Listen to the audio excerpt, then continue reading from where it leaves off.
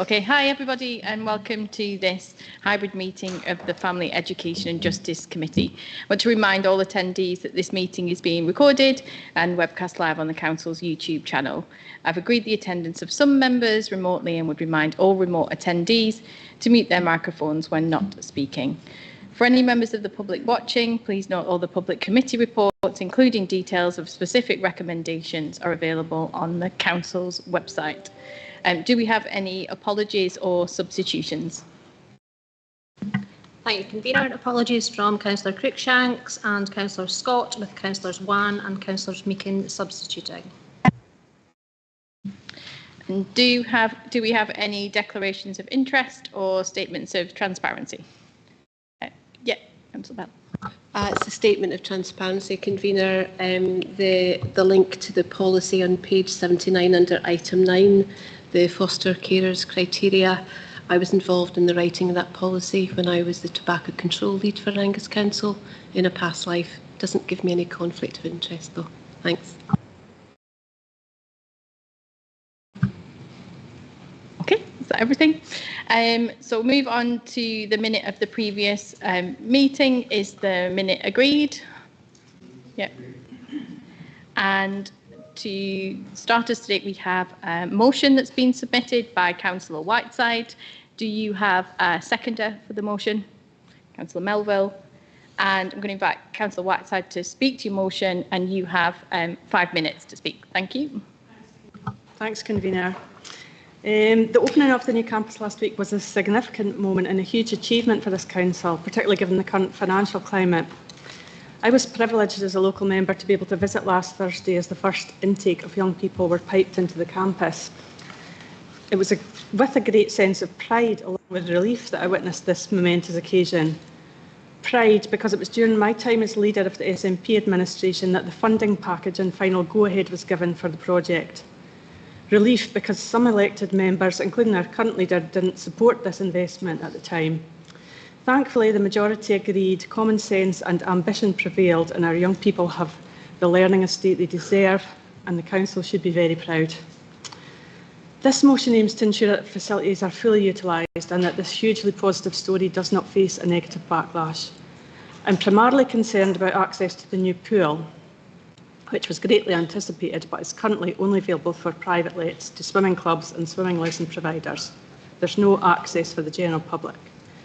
We understand that this facility wasn't funded or planned as a community campus, unfortunately, but this shouldn't prevent all public access. There's precedent for this happening in the past at Monyfeith High. Not only would this help address equity across Angus, it could provide opportunity. Previously, when the old pool was open to the public, there were opportunities for senior pupils to access lifeguard and swimming instructor training, giving them skills for life as well as employment options. I'm asking that all avenues are pursued in finding an acceptable solution, whether that be through Angus Alive, active schools, the clubs, the school itself, or a combination of the above. And I urge everyone to support the motion. Thank you. And seconder, so you've got 3 minutes to speak. Thank you, Convener. I want to associate myself with everything that Councillor Whiteside has just said. The new Monyfeith Learning Campus is highly anticipated, now open, with record investment in a joint package from the Council and the Scottish Government. Taxpayers have paid £66.5 million for this building, which features brand new sports facilities, including a swimming pool. And though it isn't strictly a community campus, taxpayers rightly have an expectation that they will see a return on that investment. Monyfeith has no affordable leisure facilities at all. The nearest pool at David Lloyd's has an exceptionally high membership price that excludes many people in Monyfeith and the surrounding area. For the brand new facilities at this school, the largest investment in the Council's history, to sit empty while there is demand in Monyfeith for access would not only be a waste of money, it would be fundamentally unjust. So as the cost of living continues to rise, we have to ensure that people can access affordable leisure facilities. And with swimming pools nearby under threat, we have an opportunity to put in place a model which works for people in Monyfeith, and hope the committee will get behind that aim. Okay, thank you both for that. I would like to intimate that there is also an amendment to put forward for the motion today, and I need to get a seconder for that. So it's Councillor Proctor is going to second it for me. Thank you. Because of that, we're going to take a recess while that's circulated to everyone to review, and I believe officers are going to be available to support for discussion on that. How long recess? Oh, how long recess? 10 minutes? 15 minutes. 15 minutes, fine. Okay, so we'll reconvene in 15 minutes.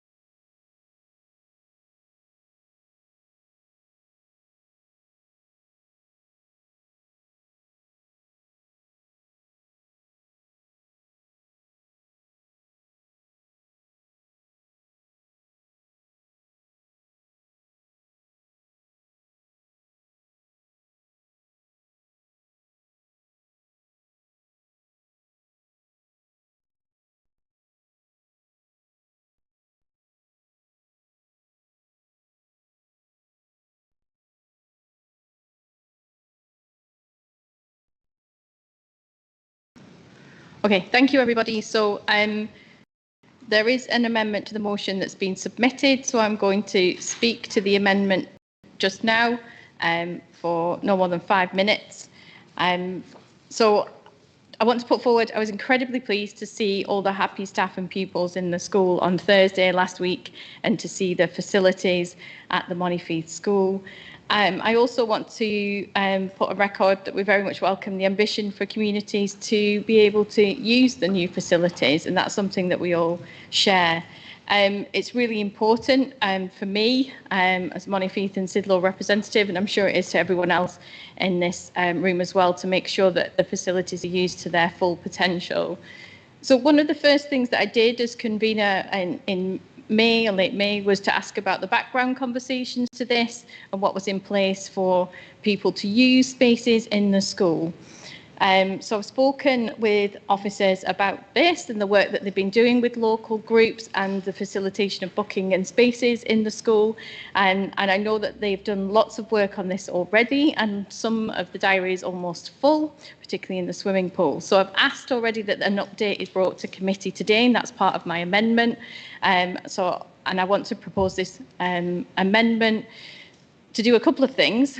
To welcome the offer of funding provided by the Scottish Government towards the facilities management and life cycle maintenance cost of the new Monifeith Learning Campus.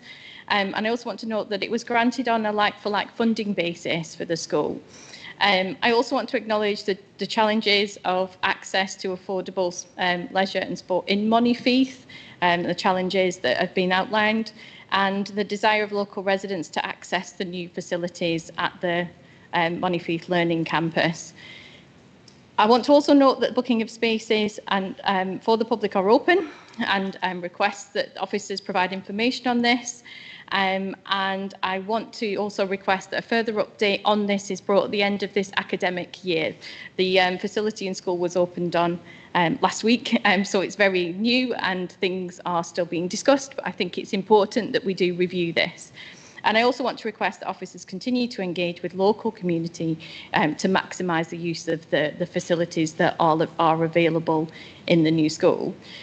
And it's all important that people recognise that the facilities are already being used and are available to be used by people in Monifeith. And the job is to make sure that this continues in a sustainable way and that access is correct for people. So that's about all I wanted to say within my amendment. I'm setting that forward, and I'm going to ask my seconder, who's Councillor Ronnie Proctor, to speak to that as well. Thank you very much, Convener. I actually concur with everything that you've said there, and I think the committee should be mindful that the original agreement for the Monifeith, the new build Monifeith High School to go was in the period 2016-2017. And then after the election in 2022, as Councillor Whiteside rightly said, the SNP administration followed, dealt with the funding. And I think some of the points that maybe have been brought up now could have maybe been brought up then, but it was made very clear at the time, that the money was granted on a like-for-like basis, and that's exactly what's happened. So I think maximum use of the facility by the people of Monifeith as to what's going on at the present is excellent, and I fully support your amendment. Thank you. So now we can go to questions and discussion on this. Before we the floor for questions, I wanted to ask if people are happy that we ask the Interim Director of Education and Lifelong Learning to give an update on the current use of the school, if people are happy with that, to give an update. Is that okay? Thanks. Yeah, thank you, Convener. As has been covered, it has been a like-for-like replacement. So I've just confirmed that the late bookings that were in the previous Monifeith High School building have all transferred over. And that includes all of the swimming pool bookings, and the swimming pool bookings that are covered for recreational and competitive swimming as well as Learn to Swim, our Moneyfeith Swim Club, and then a further 4 Learn to Swim clubs as well, which leaves, in terms of let bookings, no availability this school session within the swimming pool. We have put information and communications out to the general public last week, just with a list of the new facilities that are available. We have had no bookings currently on the back of those communications, but we'll continue to engage. I had a meeting recently with one of the local football clubs because our 3G pitch will come online next session. And again, we're looking to maximise the facilities for our children and young people in Moneyfeith and the surrounding area to have access possibly on a reciprocal basis for the 3G pitch, and those meetings have started, and I think that was covered off also, convener, and something you said. So that's the general update around the let bookings. Okay, thank you very much. So I'm going to open it up for questions just now. Yeah, Councillor Gregg. Thank you, convener. It's my understanding that the idea of a new high school for Moneyfeith started in the last term, and at the beginning of this term, where Councillor Whiteside was the leader of the administration, and before being replaced, it was this council that agreed to go ahead with the build and accept the increase in costs agreed to the design. As Councillor Whiteside is a Moneyfeith ward member and at the start of this term was the leader of the administration, what discussions did she have with Angus Alive in relation to the new school? And if not, why has she and the rest of the previous administration waited until the build was complete and open to the pupils to raise this, especially given her great concerns? Just checking, can I respond to that as well as summing up at the end of this? And just to clarify, so you want to do it all in one? Or I would respond to Councillor Gregg now, if that's acceptable. Yes, discussions were held. Councillor Gregg had discussions with previous Chief Executive, current Chief Executive and current Acting Deputy Chief Executive in the past around about trying to find solutions, and we just want the conversations to continue. So it's a continuation of the conversations that I've had over several years. okay, thank you. Do we have any further questions? Okay, I'm going to. Okay, good, Councillor Boyd. It's good to see Ian Lorimer in the in this meeting today. Ian, I remember our conversation probably about 14 years ago. Can you confirm that Carnoustie lost out on getting a swimming pool built at the new facilities there when there were various plans, but it was dropped because of lack of money there at that point in time? Because I'm sure that's the conversation we had 14 years ago. I know I'm asking you to rack your brains, but there was 2 sets of plans. And at that point in time, Carnoustie, so therefore all of South Angus, lost out on having a swimming pool built in its pool. Carnoustie is now left with a 50-year-old swimming pool. So I'm a little disappointed to see that you were looking after Moneyfeith, but it's South Angus that has the problem here, that there are no swimming pools that can be used by the general public. But Ian, sorry, I'm rabbiting on. Can you confirm that that was the case?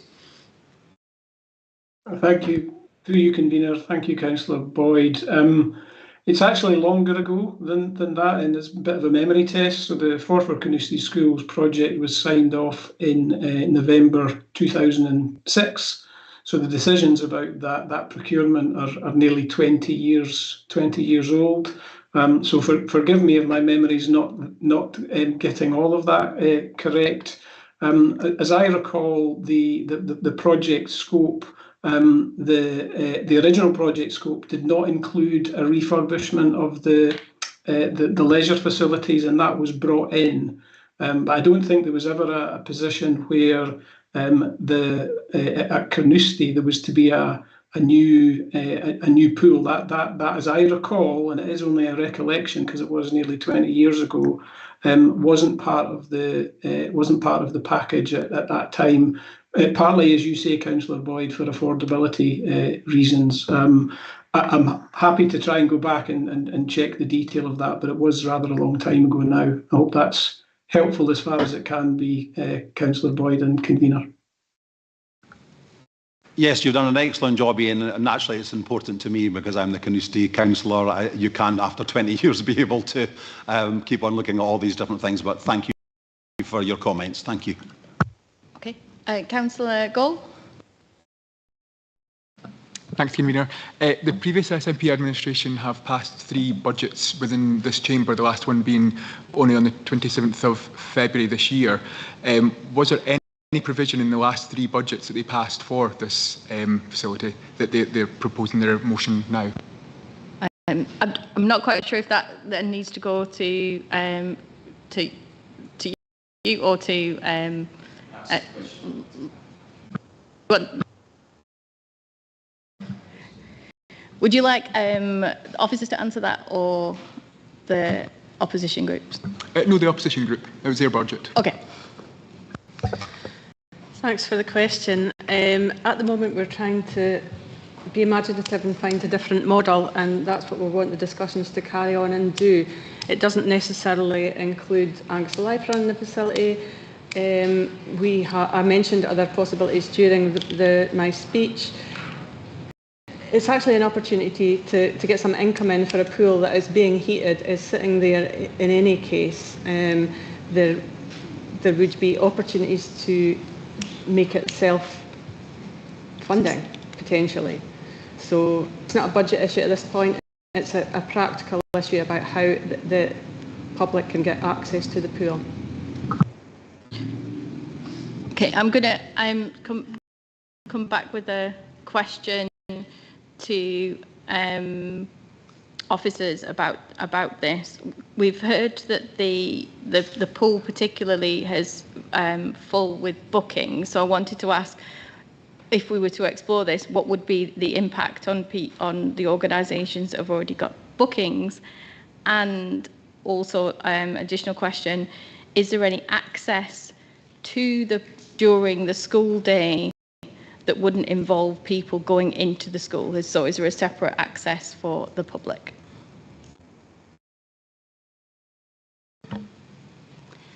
Yeah, thanks for your question, Convener. So as we've already said, the pool is fully booked for this school session. Moneythby Swim Club has been around for certainly more than 20 years, I would suggest, and some of these businesses, and they are small businesses, have been 2 learn to swim classes in general for children under the age of 4. That's when you can start learning how to swim. I feel that is community art that has been used, the word public has been used. It's for our community to use the pool. So it's full. So if we were to suggest that we were cancelling some of those bookings, if we did some other work and found another model, then we'd have to tell these organisations that they couldn't use the pool. And there is no alternative. Carnoustie is also booked, and with the closure of Gardyne in Dundee, that's placed clubs and learn to swim classes in more pressure. With regards access to the building, the way that it works at the moment is it's 1 entrance for staff at the building, 1 entrance for young people. The design, as you know, is a passive house design, so anybody who's seen the school and may have read some comments online about what it looks like, it is just a big box. It's absolutely stunning on the inside. It looks nice on the outside too. You might have expected in recent years of schools with lots of different entrances and big fancy stairs up the side, and it's designed that way because it's a passive house design, and for architectural safety and for a number of other reasons. So anybody using it goes in the main entrance. Those things are not insurmountable. The office has 2 spaces, so it's got the school office space and another little desk there. Because elected members might remember that at the beginning we were exploring having Police Scotland with a footprint in. Angus Alive did attend board meetings as recently as 2023 because we were exploring the use of the facility. If I could just quickly as well mention, Councillor Whiteside spoke about different models. Mr Loudon and I have been and spoken with staff in Dundee about the really successful model at Baldragon Academy. It's run by a sports trust, very successful, brings in income for the local authority, but there is no access there to the pool, none at all. It's all dry side activity. Thank you. Okay, thank you. Councillor Wan. Thank you, Convener. Convener, just a very quick question again for Kelly or Neil, if you don't mind. You mentioned that this is already fully booked and Councillor Whiteside's looking to explore alternatives to get the pool use for everybody and obviously to cover its costs. I take it with the fact that you're saying that it's fully booked, that means that it is maybe not fully covering its costs, but it's been fully used, as you've mentioned, something that Councillor Whiteside's looking to explore to get the thing fully used. So it seems a bit of a moot point, this motion, if you don't mind me saying. But just if we did open it up to the public for individual bookings, what kind of money would that cost us? Just as we're trying to cover costs, there's obviously a cost to booking systems, there's a cost to staff. I'm taking that would be an increase as well. Yeah, thanks, Convener. Thank you, Councillor Wan. We look for commercial use Monday to Friday. It's £95 an hour, Saturday £122.30 and Sunday £137. We then discount that by 50% if attendees are under 16. So again, to the best of my knowledge, the Learn to Swim clubs would benefit from that discount because they're taking 3+ and Learn to Swim. I don't have the actual running costs of the facility and whether or not that would be a break-even position for us. I wouldn't have thought so, but however, we could get those costs and bring them back. But in terms of income generation, that's generating income, but it will be covering the cost of the running of the swimming pool only. And the 1 45-minute gap that we have is a change over time between one group and another for the changing facilities to be cleaned, tidied and then reused. Sorry, Convener, that's not quite my question. It was more that if we were to open it up and explore the idea that Councillor Whiteside is looking for, I understand it's fully booked, so there isn't room. But if we were to actually explore looking at opening this up to just drop-ins, folk coming off the street, there would be an additional cost, I assume, for anybody having to run that, manage it, etc., over and above block bookings, which is a lot easier than just Mr. and Mrs. Smith turning up for a dip in the pool for 20 minutes. Yeah, thanks, Councillor Wan. And the information that we were provided by Angus Alive, now this was back in 2023 when they were coming to the board meetings, was that it would cost between £250,000 and £300,000. Now that wasn't just for the pool, that was for a management footprint by Angus Alive in the facility, and of course prices will have increased since then. And elected members who have been around since 2016-17, when approval was provided by Angus Council to remove, Angus Alive used to have a footprint in both Moneyfeith and Carnoustie for the swimming, but the cost was prohibitive, and at that time the subsidy on an individual swim was between £20 and £25. So I think modelling those prices now, it would be more than what we were advised back in 2023. Yeah, so recap, if you don't mind me, Convener, if that's okay. What we're saying here is the motion's been brought in to see if we can utilise this pool more fully to try and cover more costs. It would actually cost us maybe 250, 350,000 extra. Nobody knows at the moment for all these individual bookings. So it's actually going to cost more to even start thinking about that, rather than what we're already doing with these block bookings. So in my mind, your amendment's spot on. Can I just come back on that? I think, Councillor Wan, it's fair to say that Councillor Whiteside did say that it wouldn't necessarily be Angus Alive, and those costs are the costs provided by Angus Alive. The model that we looked at in Dundee for a sports trust has a different cost model. The sports trust has one full-time member of staff, and the Dundee Leisure Trust has one full-time member of staff. So it's a different burden, but again, that doesn't involve the pool. And once you're using a pool, the cost is more. Councillor Bell. Thank you. And my questions to Mr. Loudon, please, on the back of that conversation.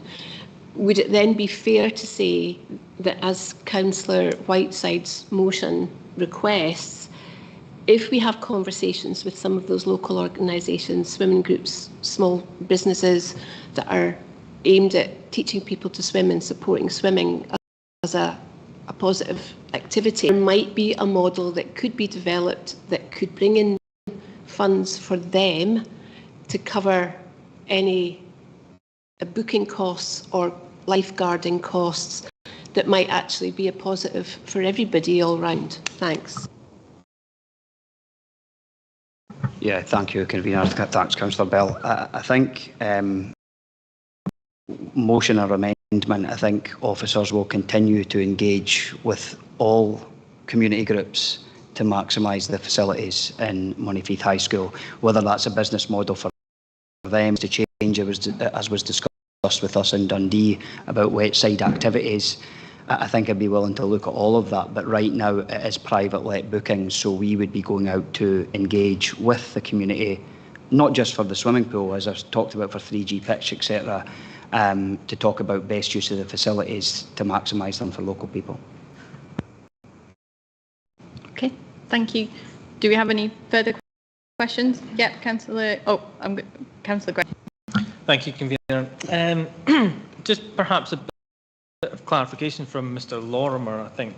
I note that Councillor Whiteside Melville, the first point is that they welcome the funding provided towards the cost of the new Moneyfeith Learning Campus. But I was of the understanding that it was us as a local authority that had to pay the upfront cost of building the school, and then as per Councillor Doran's motion, that it's to do with the maintenance. So can you just clarify if that's correct? And also, have we received any money from the Scottish Government yet? And if not, when are we likely to perhaps receive that first payment or any payment from them? Thank you. Thank you, Councillor Gregg.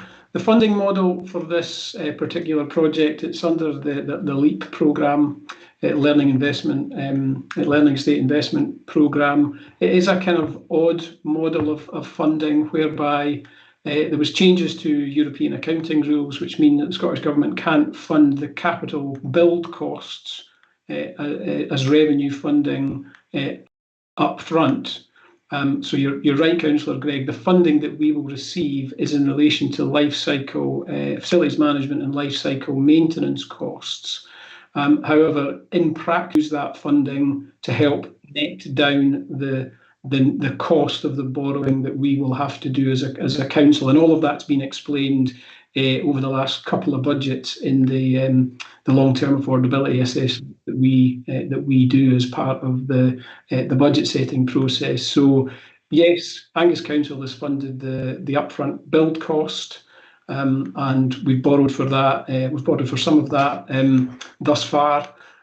We will then repay those borrowing costs. And we will receive the funding because we've already got maintenance budgets in place.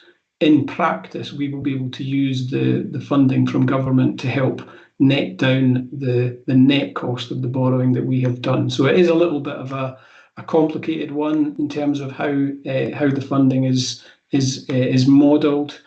Councillor Gregg, you'd also asked about whether we've received the funding yet. No, the model is that we are paid on an annual basis, but that will start this year now that the school is completed. There's a payment profile that we have in a grant offer letter that we received back in May. So I hope that answers the question. It is, as I say, a little bit of a complicated model of funding. Thanks. Okay. Councillor Meakin. Thank you. There's two, if that's okay. The first one is in clarification. The LEAP 2 funding, which was used in the building of this school, my understanding is that it was like for like. So whatever you had, that's what you produced in the new facility. Can I just check that that's exactly what we have done? That's one. Yeah, so the LEAP 2 funding was like for like, and I think it's important that it was part of the National Learning Estate Strategy was on improving the condition of our learning estate. And you'll know that we do suitability surveys in our schools, so Moneyfeith was one of the ones that we were concerned about, the suitability of the building. Any additional cost to the like for like bit would have had to have been borne by the council. So I think that answers that one. Thank you for that clarification. The next question is, can you maybe advise us on how many people have approached Angus Council asking for such a facility as open swimming availability? Thank you, Councillor Meakin. Thanks, Convener. We haven't had any direct approach. Education and Lifelong Learning has not had any direct approach from members of the public to use the facilities. And I did check following the comms that went out last week for additional lets or waiting lists, etc. But we have had no requests for additional bookings. Thank you. Okay, thank you. That's all the questions. We'll move on to comments. Has anyone, Councillor Melville? Thanks, Convener. And I think that we have strayed quite from the actual point of our motion, which is its difference from the amendment that yourself has put forward. Your amendment effectively means that families and individuals can't get access to the building without booking the whole pool through a school let. What that does, in effect, recreational swimmers and families looking for something affordable to do at the weekend. I don't think that's justifiable, and certainly in my inbox, following on from Councillor Meakin's question, I've had rather a lot of people asking me when these facilities are going to be open for the public. We should be aiming high for the people that we serve. We shouldn't be settling for the state. Like for like is fine when it comes to funding, but what is the point of local government if we can't make decisions ourselves about the facilities that we now own? I think talking cost at this point is folly. What we're asking for are options. Options to come before this council when every single councillor elected will be able to make a decision. That, I think, is the fair and the frank way to go about this conversation, and I think that's why the committee should get behind the motion today. Thank you. I just wanted to put a point of clarification on the statement that's just been made, because I don't believe that that is true, because and working with the clubs that are available means that people can use the facilities, and as such we have a full booking schedule in the pool, so opening or options to general public within that would mean that then put at risk the people that have booked the pool already. Also, the amendment does cover the fact that the facilities will be used for their full potential, and opportunities to do that will continue in the future. Councillor Wan, have you got a comment to make? Yeah, please, if you don't mind. Yeah, just when you're finished. Yeah. There's no one in the room who would disagree with the assumption that municipal pools are for everyone's use. However, the fact is that a drastic decline in public and swimming facilities in Dundee has caused a surge in bookings across Angus facilities. We have now Angus swimming clubs and community initiatives that can't get pool time where they are looking further afield as a result. So here we are with the swimming pool fully booked, as we've just mentioned, and open to the public through the booking system with the groups. Are the SNP colleagues trying to suggest that our hard-working staff are slacking someplace? I'm proud to have been involved in this school in the early days when it was first mooted. Dundee and Perth wanted us to provide a tri-school, which I was opposed to from day one. The real need was a new school in Montefieth, and can I remind Councillor Whiteside that she and her colleague at the time, Councillor Hans, pleaded with me to abort this new idea of a replacement school and work with Perth and Dundee on their ideas, something that did not fit with the need of Angus pupils and wasn't anywhere near the funding approved stage. We would still be debating that one now. It is now rich to be reminded, or to remind us all, that she was the lead in this plan, and to also remind us that our new leader was in opposition to the plan, when I'm surely right in saying this was more to do with the dramatic increase in build price rather than a new school, a concern any councillor should have made public. But it's been built and it's a great facility. But members of the public must be wondering why Councillor Whiteside and her seconder were doing for these last 3 years when they oversaw the administration of the council and the building in the Montefieth Learning Campus. Why wasn't this raised earlier, even before design stage? It just bewilders me. And is this just really electioneering? Thank you. Okay, thank you. Councillor Devine. Thank you, Convener. Well, thanks, Councillor Wan, for the history lesson. I think it is not looking at what we're debating today. We're desperately needing greater facilities for families. We want families to play together, to swim together, to enjoy together.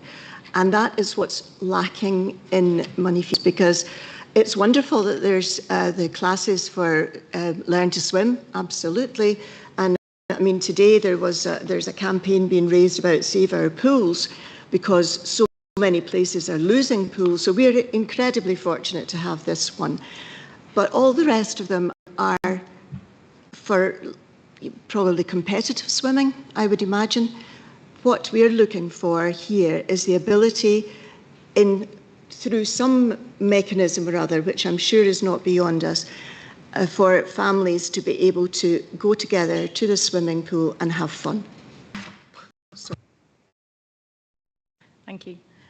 Councillor Gregg. Thank you, Convener. I think it was perhaps Councillor Whiteside mentioned earlier, there is or maybe it was Councillor Bell, there's a shortage of pools. But here we are, we've built a brand new one in a brand new learning campus to all the passive house standards. And I imagine we hopefully win a couple of awards for that. Pupils seem to love it, teachers love it. I have anyone that doesn't like it. And it's open to the public via booking. So we're kind of bucking that trend.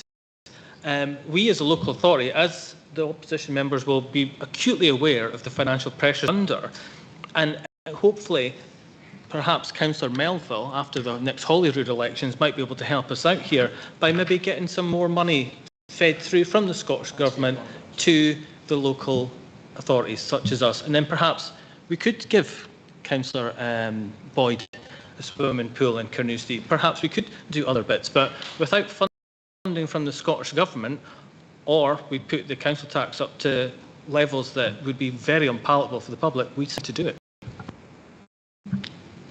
Thank you. Councillor Boyd, and then go back. I think I mentioned it earlier on, where you're asked that this is only asking for reports to come back to full council. This is such an important thing that of course it should be coming to full council.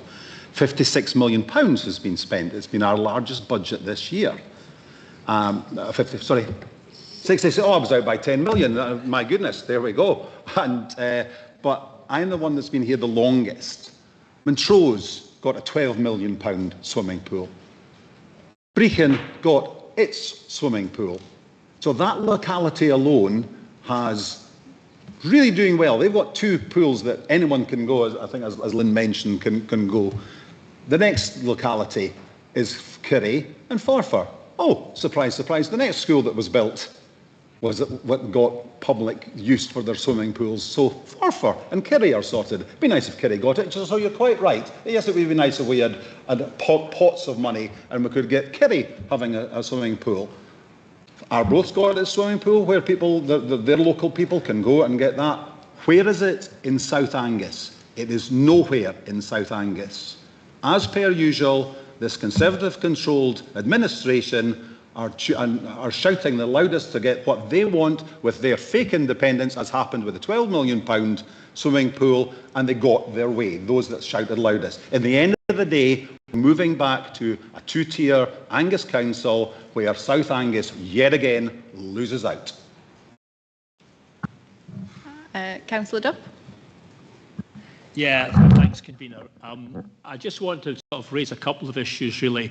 There was mention, I think, from Councillor Gall about budgets, and I'll remind the current administration that when we took over in 22, the change plan for Angus Alive was to reduce the £4 million subsidy to effectively zero over 8 years by reducing the management fee by £500,000 each year. We realised that that was a disastrous plan that would have absolutely wrecked the sports, culture, leisure alio, and we decided to guarantee a fixed amount of funding. So that's the first point I think you have to note. We reversed that proposal effectively. We put the brakes on and said we would guarantee Angus Alive at least £2 million of management fee rather than zero. So that's the first point I'd make. What this motion is about is looking at what options there are. Now, we've spoken to Angus Alive. They could provide a service here. That would come at a cost, and not an insignificant cost. What officers to do is look at a number of options, not to spend any money, look at the options, bring those back to council, and then we can decide democratically which of these options we would like to do and which ones we can afford to do. And if it requires us spending any more money, then that's clearly a decision we would have to take in a future budget. I think that's what we're asking, is a proper review of what the options are. Councillor Whiteside and Councillor Melville have pointed out we have spent a lot of money here. People in Monteith are perhaps unhappy with the offering. To look at what the options are, see if any of them are viable and affordable, and that's all we're asking for. A proper review done by officers and presented perhaps at the next full council or the one after that, if that's too soon. I think that's simply what we're asking for. Thank you. Okay. Councillor Gall. Thank you, Convener. It was just very quickly to remind the Chamber of what Mr Loudon said not very long ago, that this was going to continually be monitored and that there wasn't anything fixed. This is a move-in vehicle, and they were going to continue to look at what's happening to make sure all the facilities maximise the best of their ability. But it's only been open a week. Things will change, things will have gone right, things will have gone wrongly, but the officers will continue to manage them. This seems to be, everyone thinks it's very clear-cut and something's happened or it's not, whereas Mr Loudon has said that it's clearly going to be monitored going forward and they will do the best to maximise facility for the best use of Angus residents. Okay, there's one clarification on the motion that's submitted. In terms of the, which officers would be bringing back a report if the motion is to be passed about the options that would be available?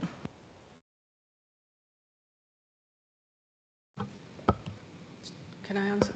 I can't answer that, but we have had a commitment from Mr Loudon that he will continue the conversation, so perhaps his team could bring back a report.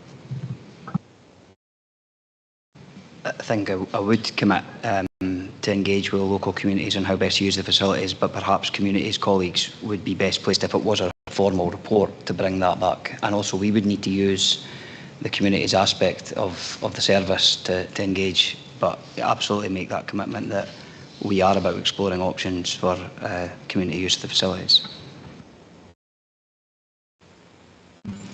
Okay, just to, I think if that will give everybody a chance to make a comment, I wanted to just clarify and make my own comment on this in terms of the amendment, that it would ensure that this is continued to be explored, and it would bring back a response at the end of this academic year to see how things have gone. It wouldn't then put at risk bookings that are already in the diary in the school, and would also give opportunity for the people in Monteith to respond to the new school itself, and an opportunity for them to see it at some point too, as it was only opened to.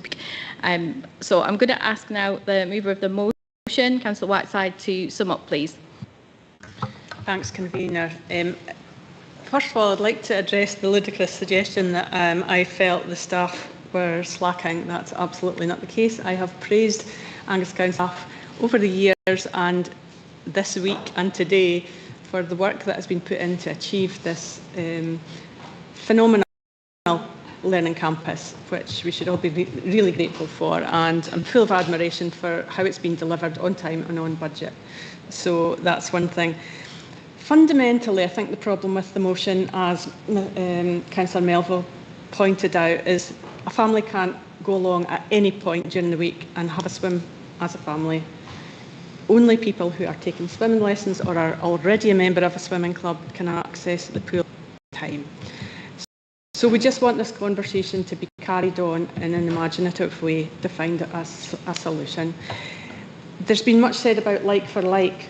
Well, historically, as I pointed out, there was public access at Monteith High at some years ago. So it's not inconceivable that that could happen again.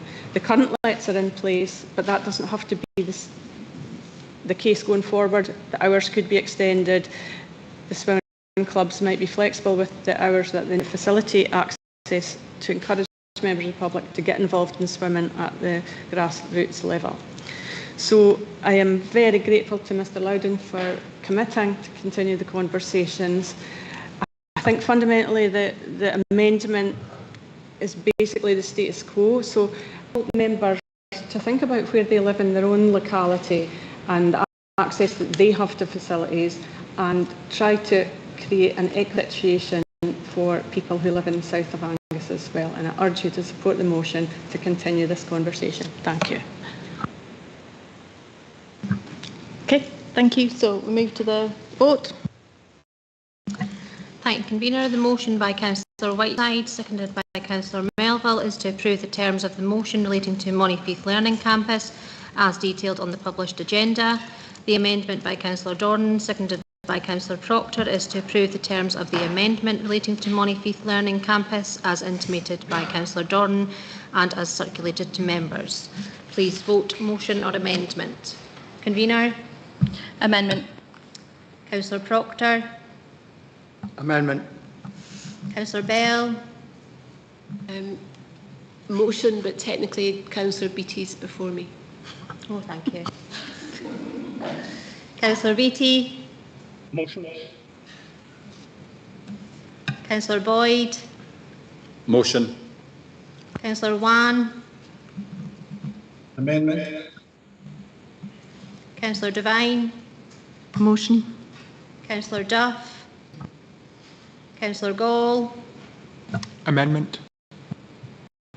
Councillor Gregg? Amendment. Councillor Councillor Nicholl? Amendment. Councillor Meakin? Amendment. Councillor Speed? Amendment. Councillor Whiteside? Motion. There's 7 votes for the motion and 8 votes for the amendment. Therefore, the amendment is carried. Thank you. So we'll move on to the next point in the agenda, which is the Angus report, and that's going to be introduced by Mr. Loudon.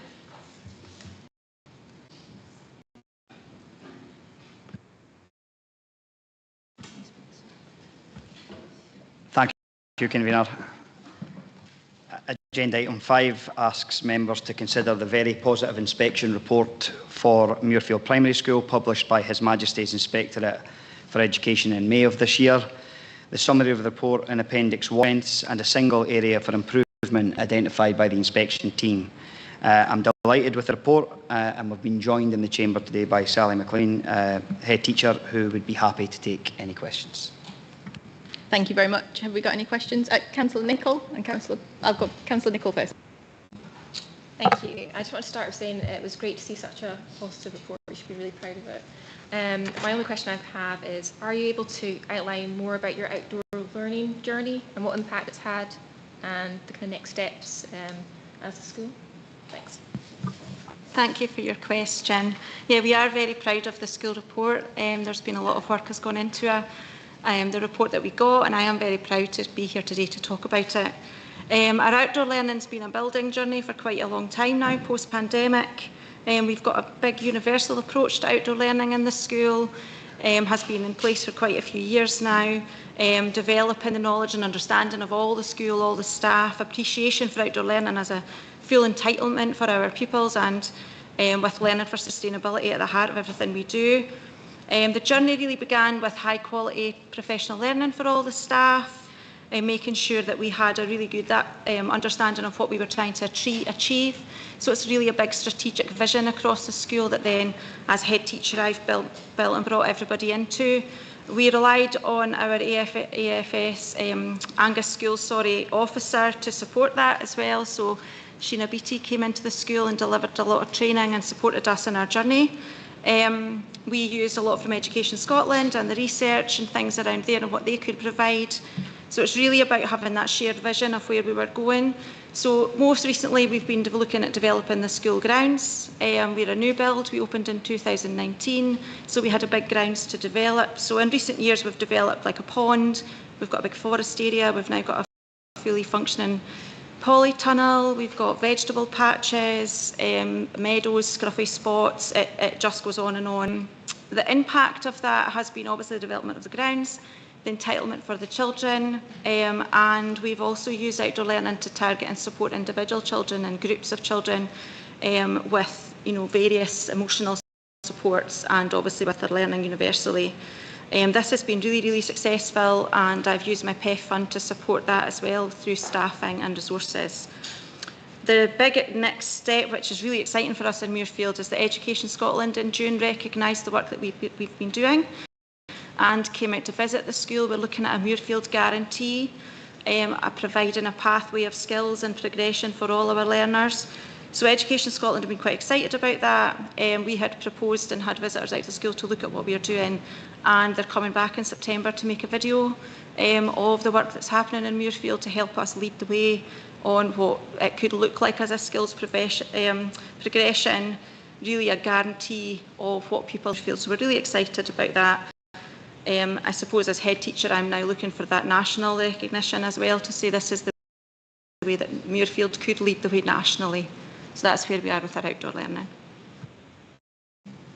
Thank you. And Councillor Proctor? Thanks, Convener. Again, many congratulations. And I think you maybe answered a lot of the question I'm going to in what you said to Councillor Nicholl. But the report makes clear that children enjoy their learning and they're very keen to share their successes and achievements. So how are you going to manage to keep that going? But I think you've maybe answered that. Yeah, the children, I think, are really proud of their school, and I think that's reflected really strongly in the report. We've got high aspirations for all the children in Muirfield. We're keenly across the cluster and beyond, and we're using our Angus support officers to do that as well. We're looking at a lot of digital things too, so we've got Padlets and things like that. We've got a lot on our Class Dojo that share it widely. We also had a really highly successful open event where parents came along last session. We spoke to them about outdoor learning. We had a really high turnout of parents who came. Approximately 100 parents came to that afternoon, and we toured the school. So I gave a tour of the polytunnel. Another teacher was in at the vegetable patch, etc., etc. So it's keeping that momentum going, I think, now. I've continued my PEF funding this year devoted to outdoor learning, and it has been a feature on our school improvement plan for quite a few years now. So the focus is still very much on outdoor learning and learning for sustainability in Muirfield. It will continue to be our focus. The children are exceedingly proud of the things we've grown. We've got courgettes this size, so they're very proud of what they've done, and we've got lots of plans moving forward for the guarantee to share it widely. Thank you. Thank you. Councillor Bell?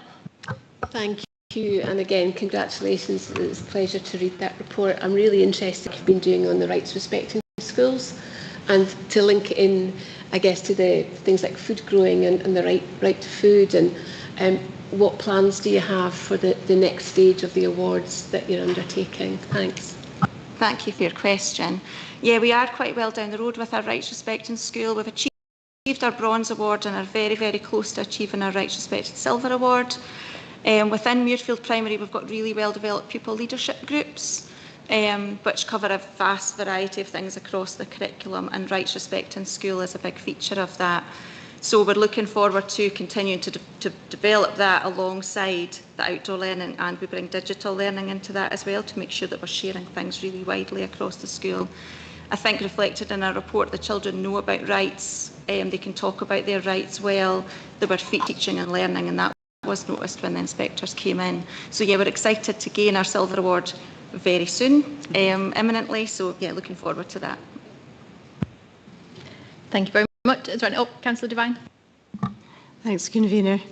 This really is a super report, and I honestly don't think we could expect much more than what you have achieved. These 4 bullet points here cover the whole lot, and I can't say I'm particularly surprised, having seen just how enthusiastic children and staff are.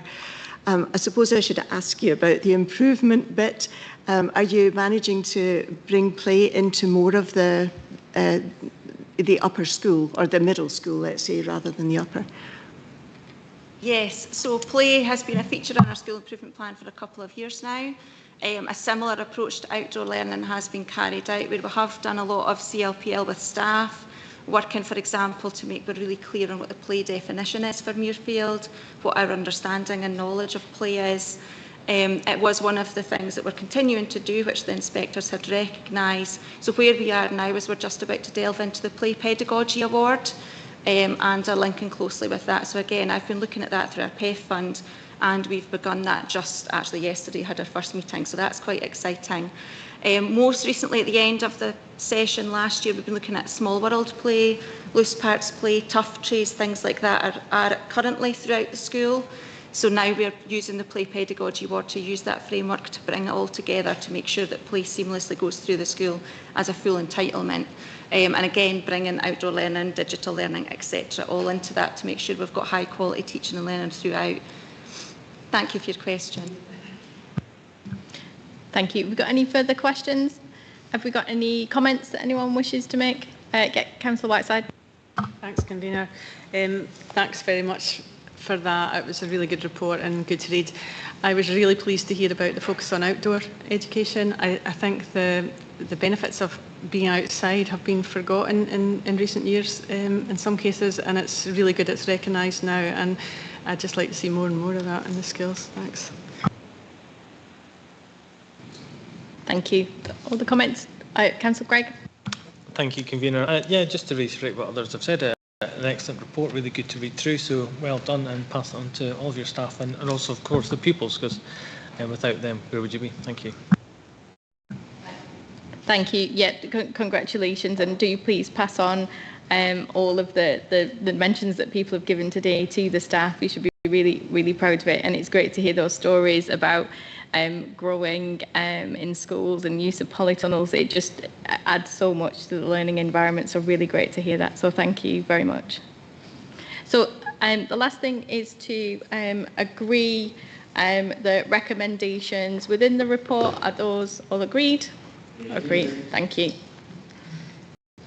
Thank you.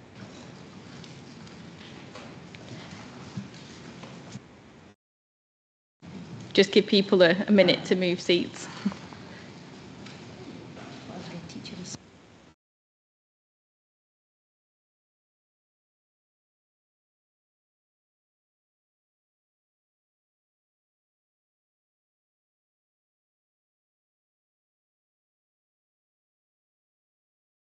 Okay. So then the next item on the agenda is a summary of the Care Inspectorate inspection at Rowan House, and Peter McDonald is going to introduce the report. Thank you, Convener, and good afternoon. With me this afternoon is Claire Dixon, the manager from our residential resources. I'm afraid we can't offer courgettes, but we are pleased to present the summary report in respect of the inspection of Rowan Children's House, which was undertaken over 2 days in March. As members will know, Rowan House was awarded the award, which is good. The key areas of the inspection are highlighted in the report itself, and they include that young people felt safe and had positive relationships with staff. Staff were responsive to young people and focused on building trust with the young people. A consistent staff team supported the development of stable relationships, and that's something that Claire and the team leaders have worked really hard on, is maintaining a stable staff team. And staff felt valued and well supported by their team and by management. There was no requirements or improvements made within the inspection, you'll see, and with both the requirements and improvements highlighted in the previous inspection in May 2023 having been fully met. Claire and I are happy to answer any questions that members might have. Thank you. Have you got any questions? Councillor Bell? Thank you, and well done again on the report. I found it a really interesting, and it is actually really good to see a determination made on how loved children and young people feel, and using that kind of language that obviously falls out of the promise.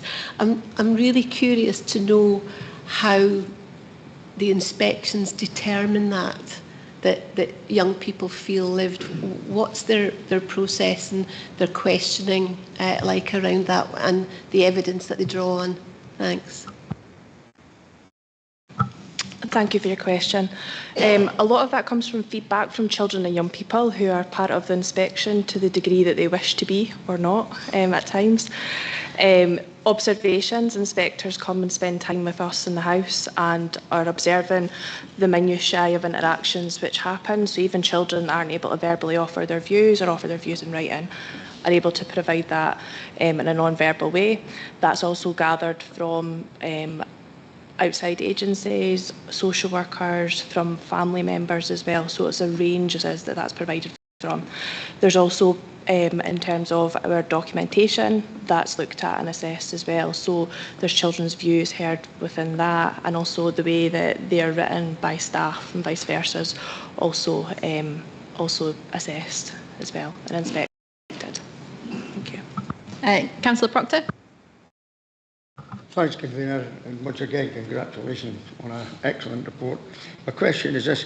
How long do the young people and children stay with you? You know, there must be a fair movement of the population, Rowan House.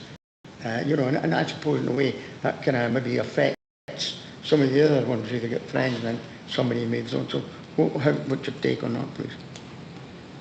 Thank you. We've worked really hard to get stability in terms of the young people and where they're staying. We've worked really hard over the last 3 years really to get young people staying as settled as possible, and a lot of that work is about getting young people in the right placements at the start rather than working out at a later point that it's not the right place for them to be. Within Rowan, it's a very settled population of young people that are there.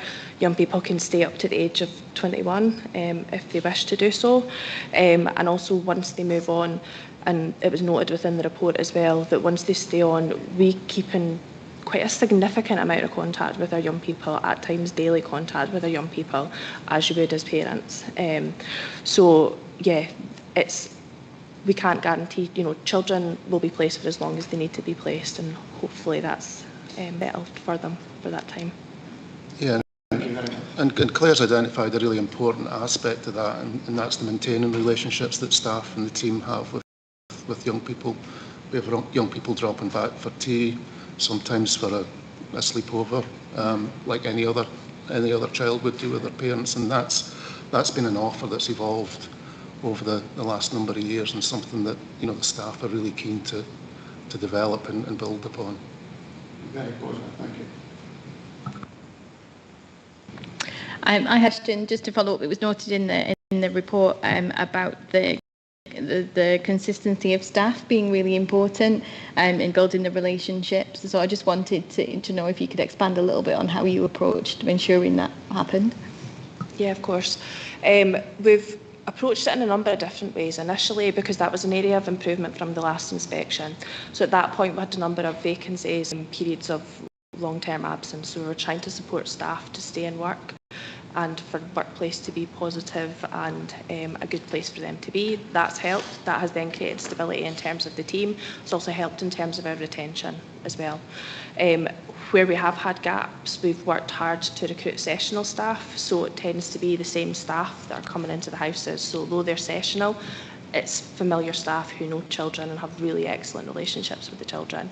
At times when we have had to use agencies, we've sought out additional packages where essentially we're saying we need consistent staff. We can't have just any person picking up this shift. We need somebody who knows our children and that we know them and know the quality of care that they're going to receive. So we've approached it in a number of ways as well. Yeah, and the other aspect of it is over the last 2 or 3 years we've invested quite considerably in staff development too. So I think staff see the investment within them, and I think that's reflected in the report in terms of how they express that they feel valued and well supported, and I think that's starting to pay dividends in terms of the retention of staff. Brilliant. Thank you very much. Is that a question or a comment? Question. Thank you very much for the report. I read in the report that in terms of kinship care, the data now shows that 40% of looked after children are accommodated through kinship care, up from 25% in... No? Oh, sorry. Sorry, I'm ahead of myself. Okay, Councillor Speed. thank you. Yeah, good report. It is. It's pleasing to see because I know how difficult it must be for, children and young people. There will be days where it just doesn't go well. However, this is really encouraging. What would you say that perhaps the challenges will be going forward? What would you think the greatest challenge is going to be to ensuring that this is maintained? Your question. I think for me it's just about continuing to have that stability that is there throughout whatever comes. So on the bad days, making sure we're picking up staff the other side of that and scaffolding staff as much as possible, again, in keeping with the promise. I think there's the bit about the continued investment in training and helping staff to feel that they are well cared for, to then be able to care for the other young people that are there. I think it's about how we further embed the trauma-informed practice and continue to deepen our skills in being able to practice that.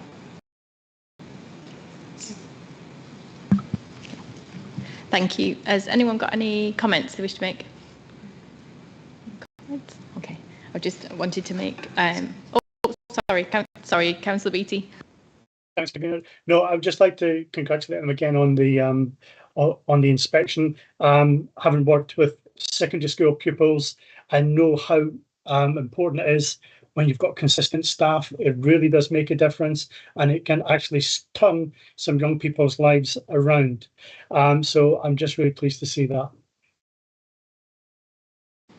Thank you. Councillor Gregg. Thank you, Convener.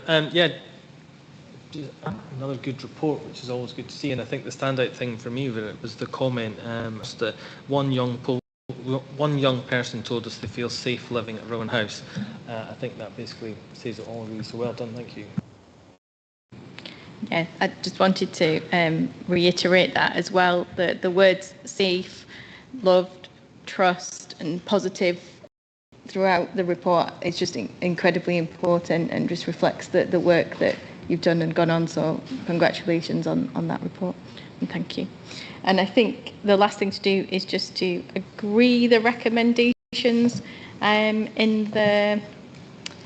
which are not to note and consider. Is that agreed? Okay, thank you very much.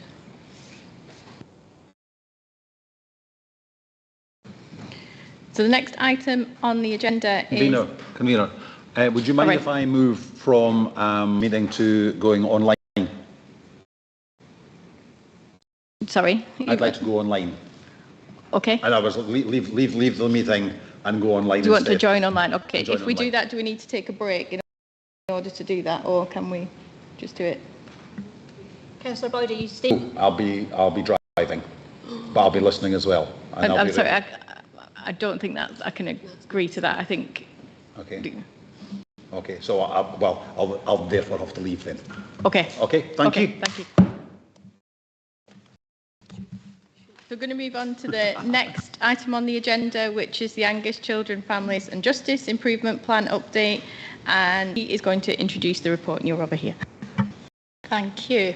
I have Rebecca McNeill here as well, who will also make comments. So I'm pleased to present the Angus Children, Families and Justice Improvement Plan Progress Report for 24-25. This marks the first full year of formal committee oversight of our improvement priorities. And as was evidenced in the outcome of our Children's Services inspection, we continue to make meaningful progress across all 5 pillars of the promise in what is a very challenging operational context. The promise and the range of forthcoming legislation in the form of Children Care and Justice Act and the proposed legislation of the Children Care Experience Bill enhances support for children and young people, extending to children up to the age of 18, but continues to place significant pressure on our resources. So the work in this improvement plan attempts to preempt and prepare for some of the changes, whilst continuing to deliver a strong core of services to ensure identified, supported and protected, and that they benefit from strong multi-agency networks of support to help them and their families. Thank you. Thanks, Kirsty. So, among our key developments over the year, the PREPARE model has been extended to for child protection planning meetings, and the Scottish Child Interview model is now fully operational, with over 70% of interviews carried out using SCIM. Our child friend launched to positive feedback, and kinship care placements have increased by 20%, reflecting our commitment to keeping children within their communities. With the support of the Whole Family Wellbeing Funding, we expanded Glen Clover's support to 85 women, almost doubled the number we had previously supported. We've made strides in permanence planning with a 207% increase in plans considered by the Adoption and Permanence Panel this year, following a backlog in previous years. Justice Services have implemented group work programmes with high completion rates and are preparing to roll out the Caledonian programme for perpetrators.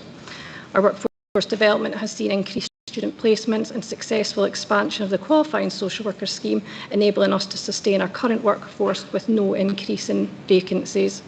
Importantly, we've continued to lead nationally on our work with dads and men. The Involving Dads initiative has strengthened direct work with male caregivers, supported by toolkit training and strategic planning. A gender-specifics have been scoped, and Angus remains a national example of best practice in multi-agency collaboration within this area. As referenced in the introduction, we continue to face challenges that reflects the complexity of the work and the evolving needs of our communities. Embedding trauma-informed across all services is progressing, but requires sustained training and infrastructure, particularly as national frameworks are still in development. The sustainability of initiatives like Bairnshoes is uncertain due to year-to-year funding, which limits long-term planning and stability for families and staff. With an increase in kinship care placements, we need to continue to improve our support, including working with education colleagues on improving attendance and attainment of children at home and in kinship placements in particular. Residential capacity remains under pressure with delays in project delivery and increasing demand for placements. While we've made progress in bringing young people back to Angus, further strategic planning is needed to ensure the balance of care continues to shift in favour of local family-based support. Data systems are improving, but gaps remain in tracking sibling placements and evaluating the impact of interventions, which affects our ability to make fully informed decisions. However, looking ahead, we will continue to refine our improvement actions, strengthen our data-led decision-making, and ensure that our services remain responsive to the needs of children, families and communities in Angus. Thank you. Thank you very much. Councillor Devine. Thanks, Convener. Beat Councillor Bell to it. I'm a great fan of the Prepare programme, and I'm really glad to see it extending across the age groups. You mentioned Involving Dads, because I think that is a wonderful initiative. A bit concerning, perhaps, that some of the agencies aren't consistent in their approach, but I wondered if you could tell us just a little bit more how men are engaging and some of the positive outcomes that you're finding. Thank you, Councillor Devine. In terms of our Involving Dads group, it is a multi-agency group that goes across many agencies. So some of the bigger agencies are Pantayside, which does make it quite difficult for them to ensure consistent involvement, which we appreciate, but we're working closely with them to help with that. In terms of engaging with fathers, there's been work carried out in terms of some of our internal systems. So, for example, within children and families, we're ensuring that mums aren't the first port of call when referrals come in, etc. And we're ensuring that we're including fathers all the time when we're making decisions about their children. There's been system changes within education, and there's particular projects going on within education in terms of involving dads in group work programmes. And we've also been engaging with third sector agencies in terms of their work with dads. We've had local communication with another agency that's working within, I think it's the hospitals in Dundee, and they're looking to extend into Angus as well. So it's really promising that we're bringing other agencies into the area as well. We had quite a lot of questions, but I think it was Councillor Melville that got his hand up just ahead of you, Councillor Bell. Sorry about that. I was really pleased to read that we've successfully met our target to increase advocacy by 10%. And that we've got another commitment to increase it by a further 10%. How confident are we that that can be met in the coming year, and what impact do you anticipate that having in this space? I'm happy to take that. Yeah, that is our ambition, but you'll see the numbers are small. So to increase it is a relatively small number of children and young people we know would benefit from advocacy. You know that we've got a sort of soft border approach to advocacy in Angus. We've been working with our Angus partners, including Angus Independent Advocacy and Who Cares, so that children who are in the children's hearing system or child protection planning or engaged in education or in the wider group, that we've got a softer approach to that. It is, and as I said in the introduction about some of the ambitions of the Children Care Experience Bill, that there will be an extension to advocacy, that has to be properly resourced, because whilst I'm confident we can meet an increase of around 10% within the contracts and the funding that we already award, a much wider application of advocacy, which I fully support, needs to be properly resourced. So I do have some concerns about that beyond our target for next year. Okay, thank you. And we're going to come to Councillor Bell. Thank you. Thank you very much for this report. I'm hugely impressed by how thorough it is and how forward-looking, but not surprised, given I know who's been involved in it. So thank you very much for that. Delighted to see the success of the Glen Clover project, obviously in the context of the Glen Isla project as a preventative resource for women and their families, and also the increase in kinship care, which is also such an important part of the round that we're looking at. Now, I wanted to pick up on the promise on page 37 around the promise group being well established and attended. Do we still have promise champions within the council, and what sort of visibility can they get, just so everyone's aware of them? Thanks. So I'll take this first, and then Rebecca might update us on the ambassadors. So, yes, so our engagement with care experienced young people, as is stated in the report, and you've had previous reports on, remains really quite strong. In fact, it's our monthly hangout this evening, and we've got, I think, confirmation of a high attendance rate of children and young people. That group is supported by a range of corporate parents who give up their own time. So they come from the reporter's office, from social work, from education. They are really our informal promise champions of the promise in action. They're coming along, they're directly engaging with our children, they're hearing all about it, and they're taking that back in. So I suppose we'd reference them as our promise champions with a small PC. In terms of the roles that we referenced in the report about promise ambassadors that had a high degree of success, I'll ask Rebecca just to update on where we are in the... Thank you. So most of you are aware of Kim and Natasha, who were our previous Promise ambassadors, who were really successful in their positions. So they've moved on and into successful employment in higher education. So we've been taking some time to review and learn from that process, and we've been supporting another young person with experience of services to be employed as a modern apprentice within communities. So she's engaged with our young people in the hangout and those in schools as part of that wider community work. So we'll continue to work with her and the communities directorate to drive that forward. Yeah. Are you also looking at other public sector partners like the NHS around modern apprenticeships and supporting people into career pathways? Because I know that that's an issue in health boards, that they're looking for those opportunities as well. So there's a win-win situation there. I'd say what we are doing in that area is encouraging all of the statutory partners named in the legislation to fulfil their corporate parenting duties, and that is about that family firm approach as well. So as a council, then we things about removing barriers for care experienced young people into education, training and learning opportunities. We're encouraging our partners, and the NHS would be an obvious one, to take that same approach to ensure that we're removing barriers.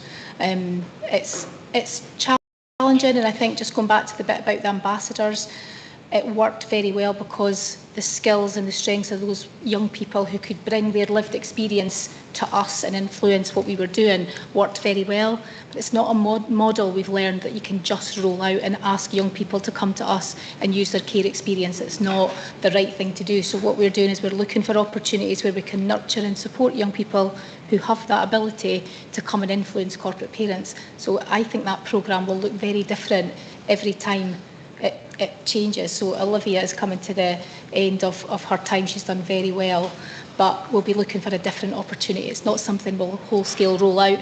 We thought we would at the start. That's not what we can achieve, really. It's not right. Thank you. Councillor Nicol and then Proctor. Thank you. Reference was made to the Caledonian programme. I was just wanting to know what specific measures will be put in place to ensure a seamless transition for current and past participants of the Fergus programme if we were to adopt the national model. Thanks. I'm still operational lead for Justice. So, this report takes us up to the end of March. Obviously, we've made significant progress in bringing Caledonian into Angus. So we are already at the process of, at the stage, of training our staff. We've engaged with the CYCJ in delivering that programme, so we are bringing it to Angus. So the next iteration of this report will be about the implementation, which we're fairly well into. So at the minute, the groups that we deliver that provide the interventions for men who are perpetrators of domestic abuse will come to an end as the CALI programme takes place. We have bespoke resource for Caledonian, so some of that is funded from additional funding from Scottish Government, some of it from within our existing budget. Those staff are now in place, so they are already taking on the leadership in the transition from one programme to the other. So if I think the concern might be the gap as you move from one approach to another, I'm confident that's well covered. Thank you. Thank you. Councillor Proctor. Thank you, Convener. Given that there's a fair amount of service families who live in Angus, both at Royal Marines Condor and elsewhere in the county, have you got any involvement with any service families? Yeah, so again, I think, we wouldn't know the minutiae and those kind of protected characteristics that you like of families, but I do know we had previously our Child Protection Committee, now Protecting People, were well engaged with Condor. There has been a bit of a gap in that, and Tennell Kelly's a member of that group. I know it's been discussed more recently about how we re-engage to make sure we've got a good route in to support some of our vulnerable families, but it's a good point to make. Thank you very much. And just, I'm sure you're aware, SAFA, Soldiers, Sailors, Airmen Families Association. I'm the chair of the Angus branch, but, if you need the help. Thank you. Councillor Speed. Yep, thank you. I just wondered if you could just touch on and expand a little bit more than what's in the report with regards to the review of the self-directed support process, what the kind of challenges have been that have kind of hindered the work with In Control Scotland, because I know that they are a sound organisation that would be really key in this people Angus, and also just where things are at with regards to the Strathmore Respite Centre and the potential looking at to see what that future service will look like. Thank you. Yeah, I mean, the progression of the work with In Control was more about capacity at our end. I mean, I think we've probably touched on a number of issues within committee about the officers have taken back, and obviously we have limited officer capacity to take a range of things forward. I think it is our intention to kind of look at the wider balance of care and include it within that. I think I touched on it at committee in January. We needed to look at the wider estate, and part of that will involve Strathmore. It's mentioned in here in terms of we've extended choice and control, and part of that has been with families that would maybe previously used and sought building-based short breaks, and we've been able to extend that to folk taking different forms of short breaks. For example, supporting young people that maybe want to go to festivals or go and extend their experiences elsewhere like any other young person would. So that's been part of the focus and development over the last while. We've also done work to align ourselves with the improvement work that's been undertaken within Aberdeen Health and Social Care Partnership. They have a planning officer for self-directed support who's taken forward a range of work, including developing guidance for direct payments, for personal assistance, etc. So we've aligned ourselves with that, and are now quite recently been invited as part of their wider SDS board that they've developed to be part of that and participate in that and take forward shared opportunities. We're also about to start some work with the partnership around the positions. And that's going to be important in looking at processes at both sides of Angus Council and the partnership. So it is still very much on our radar, and within the work that's been done focusing on person-centred planning, we've been able to kind of push the envelope a bit in terms of the range of more flexible support packages that families are taking on board. I hope that answers it. Thank you. We had a question from Councillor Beattie. Thanks, Convener. I was very happy to attend the visit yesterday to the new Children's House in Brechin. It's a fantastic facility, absolutely outstanding. I just wondered if you could tell me what, since we're not progressing with the second house, what's going to be in place. I noticed from the report that we've got some expansion at Logan Cottage and some work will be done at Rowan House, but is there anything else that will be done to help our local kids, keeping them here in Angus? So I'd hope you're willing to wait until November committee, Councillor Beattie, where we're going to bring a full report on the balance of care. I appreciate that title perhaps doesn't say what we mean there, but that is about setting out over the next 5 years what we anticipate the care needs of our children and young people will be and how we intend to meet them. Because we know there was discussion at the time that funding was awarded for the Brechin House about potentially developing a second house. We'll bring a full report that will allow you to look at some of those different options that we think we could develop. Now that includes the model that you saw in Brechin, and the Brechin House is thinking more about the independent living opportunities that are still supported for young people, and also about how we deliver short breaks in the building-based service that we have at the moment. So if you're content to sit tight, we'll bring a full report in November. Okay, I can't wait. Thank you. And Councillor Whiteside. Councillor Beattie beat me to it mentioning the new residential house, but I just wanted to thank officers for the opportunity to visit yesterday, and for those who didn't make it, it's really worthwhile. It's such a fabulous facility and really the ideal way to look after children who are in the unfortunate position of needing to be in care. So thanks for that. My question was just around about the anticipated timescale for the first 2 young people to move in. But while I'm on, just the list of highlights in this report is extensive. It's a shame to pick out anything. So congratulations on the report. It's a good one. Short answer is imminently. I mean, you'll have seen in your visit yesterday how the preparations have been made in one of the bedrooms, and we've had one young person very actively involved over the last wee while as we move towards completion in terms of getting their space ready. And so we're almost there. I think we mentioned yesterday that the completion certificate came in, so Claire and the team are working hard to push it over the line in terms of the registration, and we anticipate that the timeline for that young person moving in early mid-September will be met. And we're actively looking at we have other young people in mind to be moving in within the next wee while as well. I mean, I think it's also fair to say this isn't all about the new house. I think over the course of the last 18 months, Claire and her team have worked really hard and have successfully returned 5 other young people into our own resources.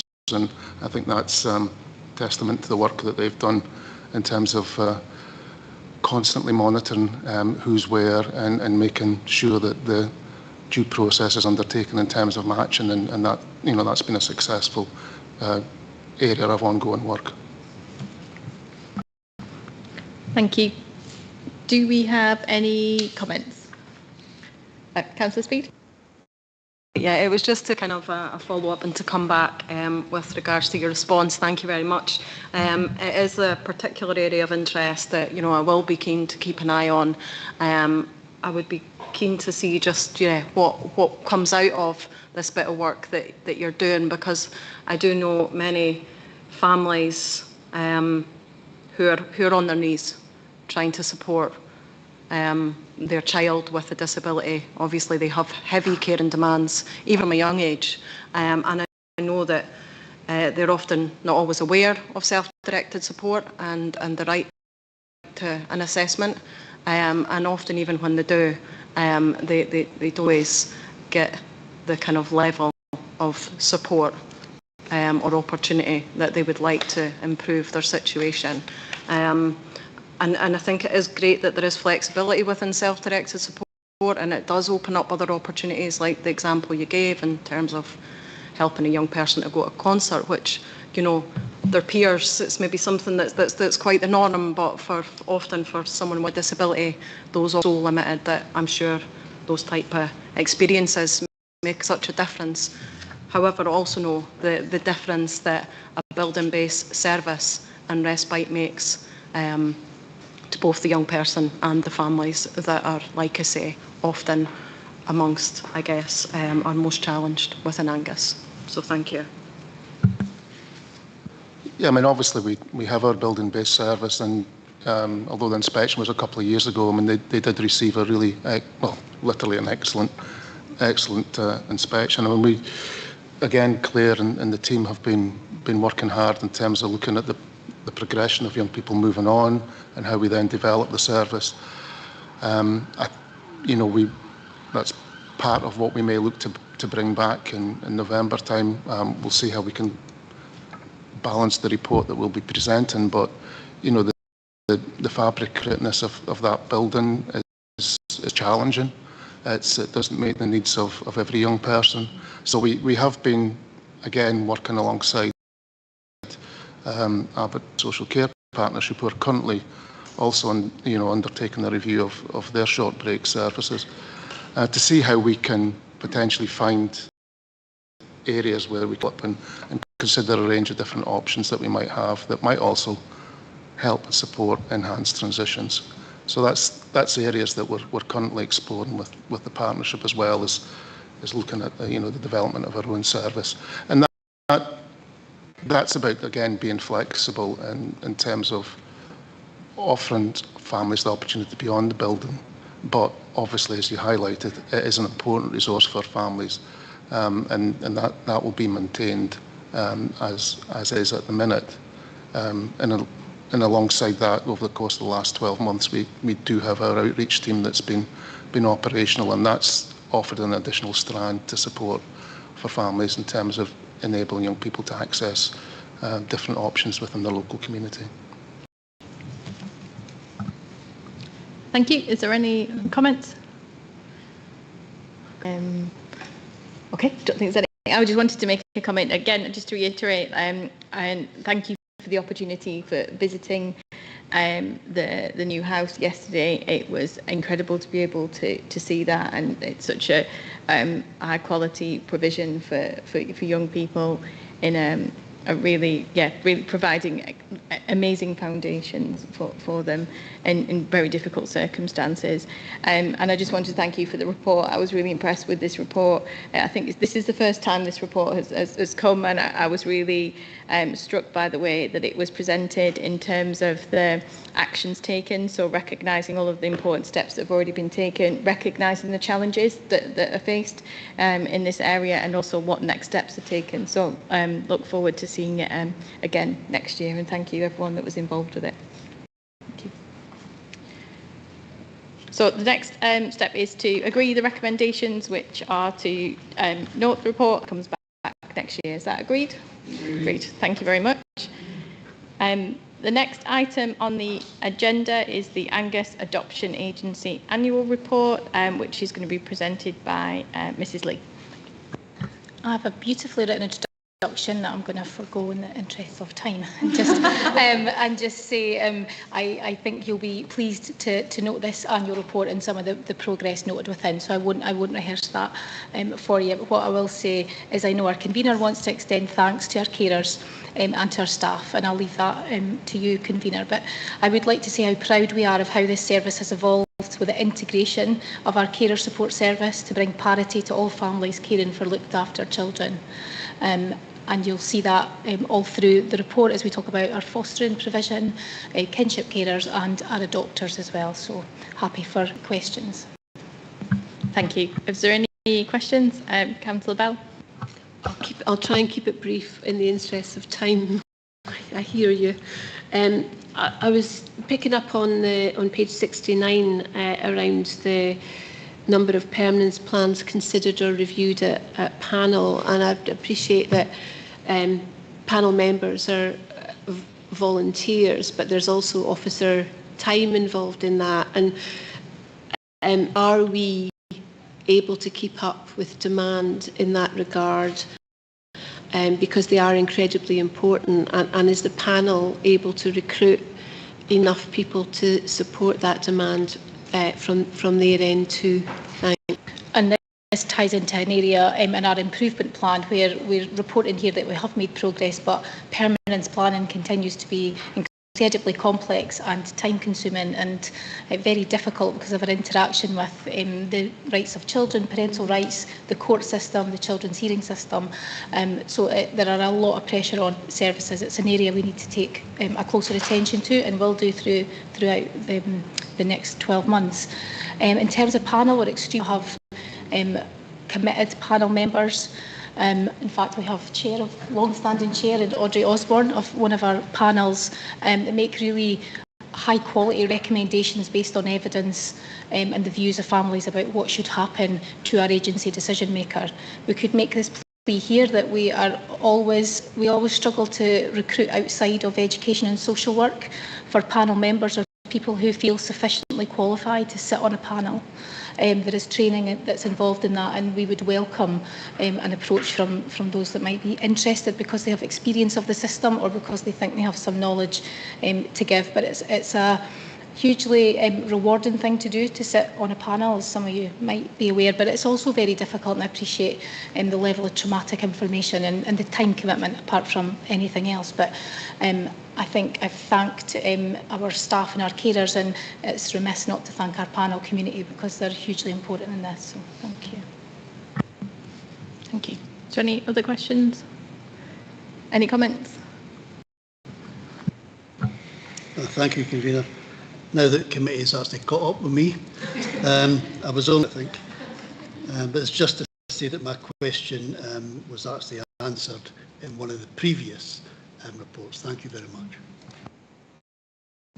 Okay, thank you. And I just wanted to say, extend the thanks to our foster, adoptive and kinship carers, whose commitment and dedication to children in Angus comes through in this report, and it's commendable when local people open their hearts and homes to provide care for children, whether related or not, short-term or through adoption. And this annual report shows carers are valued and supported, and want to thank the staff for their commitment as well. So the last thing to do on this is to agree the recommendations on this report. Are they agreed? Everybody, thank you. Thank you very much. So I'm aware it's quite warm in here and we're reaching 4 o'clock. Do you want to take a 5-minute break just now? People want?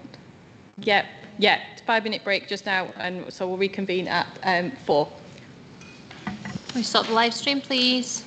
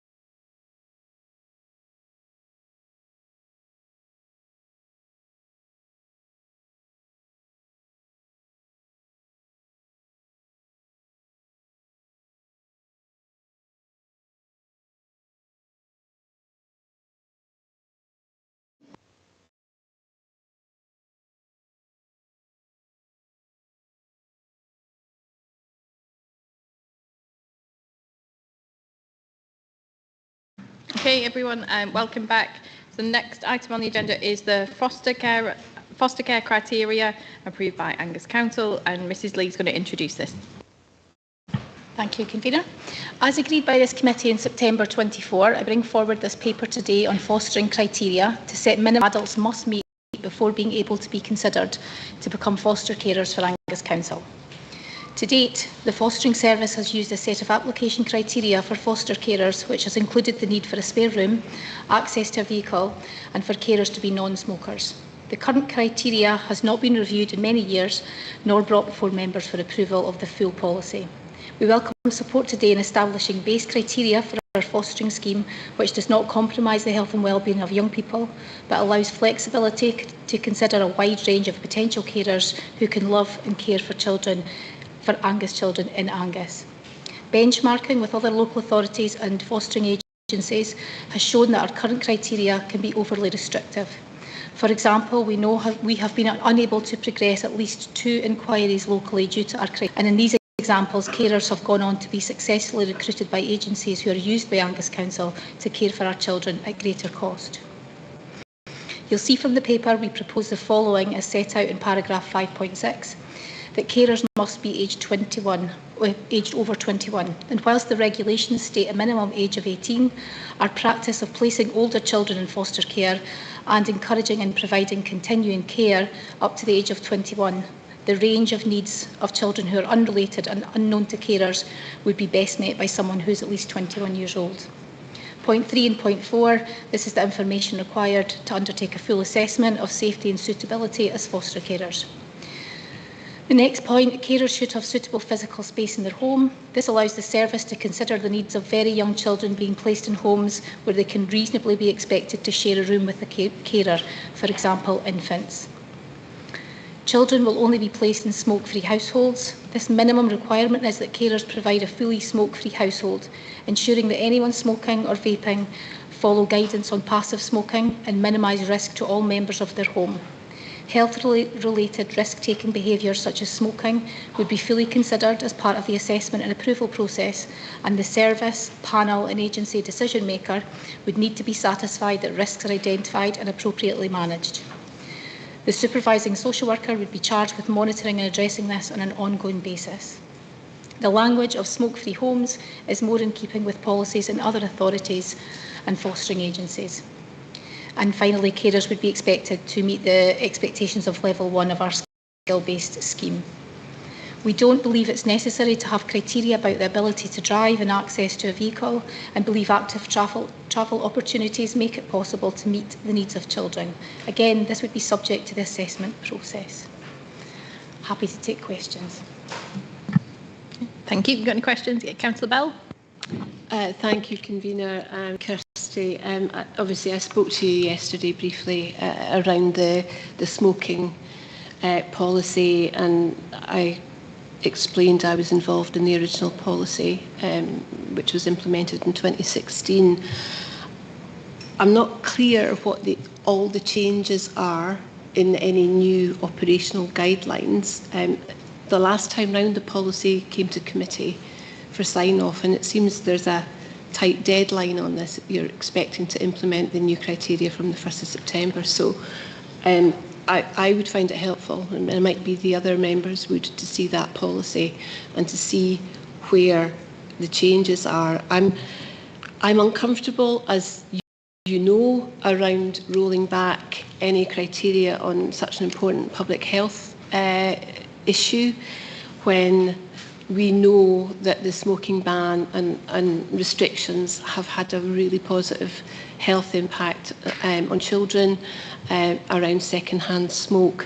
I would love to see everyone else achieve on our current policy rather than us roll back on what we are seeking. I absolutely get that nicotine is addictive and that people need support to stop smoking. And I don't underestimate the challenges people have in smoking cessation. Services are out there to help them. I also appreciate the challenges that we have around recruiting foster carers. However, when this was introduced, it wasn't about being restrictive, it was about being protective to the children that we are charged with looking after as corporate parents. And you know, I have a role representing COSLA and Public Health Scotland, and I just feel on a very personal and professional from my past life basis that this really diminishes what we're doing to support our children and young people in terms of delivering on the promise. So I have a huge number of anxieties around this. And also, the paper references the quorum policy, which is not accessible if you don't have a membership number. So I feel I can't make a proper decision on this without seeing any replacement policy or those guidelines that you refer to. Thanks. I think there are probably a number of points I'll try and address, but you might need to help me. So in 2016, when that policy was passed, I imagine that we are absolutely looking for the gold health risk-taking behaviours for our children and young people. But since that time, we know, and we don't have robust data that says how many carers we have been unable to even get off the starting blocks for a discussion about what kind of carers they could be for what children in Angus, because that's the overly restrictive bit. So if any member of their household says, and we would expect them to be fully honest at the offset, I'm an occasional smoker, occasions or when I drink alcohol, or the secondary carer might smoke in an outhouse in the garden, or whatever that might be, and that's not to minimise the impacts on their own health, potentially on the children's health, but also in that acceptable behaviours, which we know is really difficult. It's not to minimise that. It's to be as realistic as we can be, and as a service that we can't even move forward to have that conversation with those people about, well, what's your ambition in terms of stopping smoking? How would you minimise passive smoking? How can we really incorporate that into risk assessment? It doesn't leave us anywhere to go as a service. We don't stipulate minimum standards for other risk-taking behaviours around alcohol use or anything else, because that's part of the assessment process. Now, clearly, there is nothing in the minimum requirements that say you must not drink alcohol, but part of the assessment process, part of the ongoing monitoring, discussions about how you would manage that safely, how you would protect children from it, the needs of children at particular ages and stages, the views of families when children are being placed, and the views of children and young people.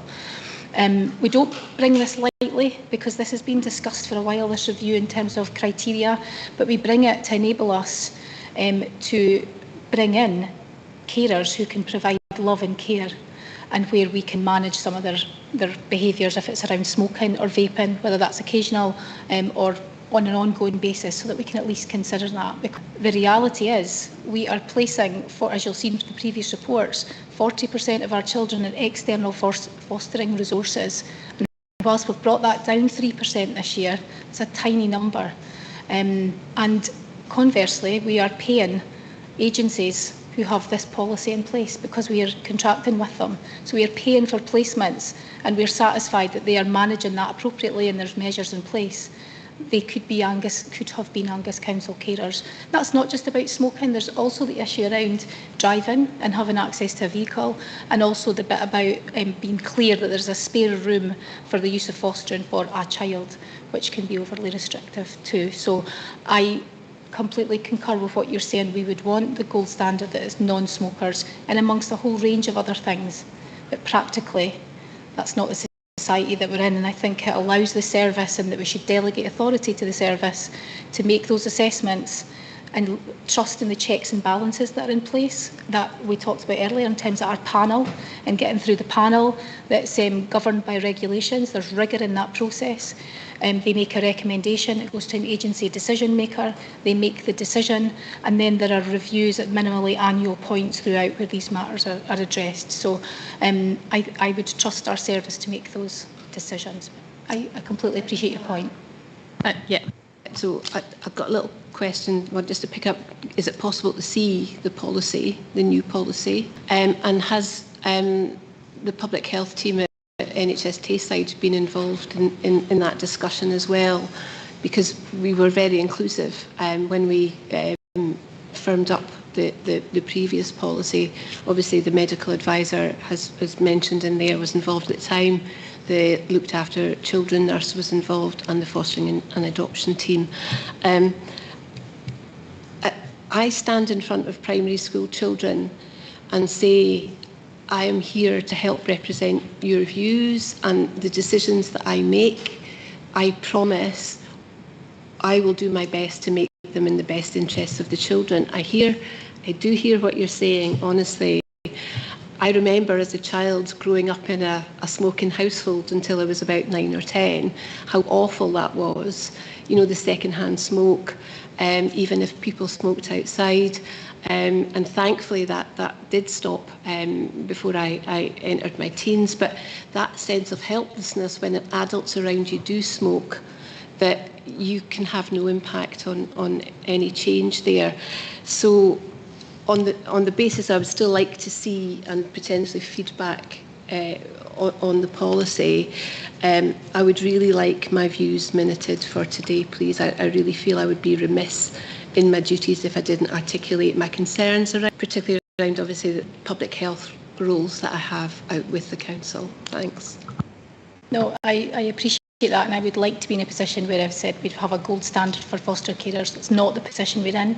In terms of engaging and consulting with NHS Tayside, there is not a consistent policy across Tayside. Dundee have very different criteria, like many other authorities in Scotland, that is less restrictive. We have engaged with our medical advisor, and that they're not going to give support to this because, of course, they should be advocating for non-smoking households. They're not the people who are placing our children out of area either, and it's a really fine balance that we're trying to make. In terms of the guidance, it's not a recommendation that we bring the guidance back here for approval. I'd be looking for the service to develop the guidance in line with the Coram Bath guidelines. But Peter, if you want to comment on that. Yeah, we obviously wouldn't want to come with a policy when there's not approval.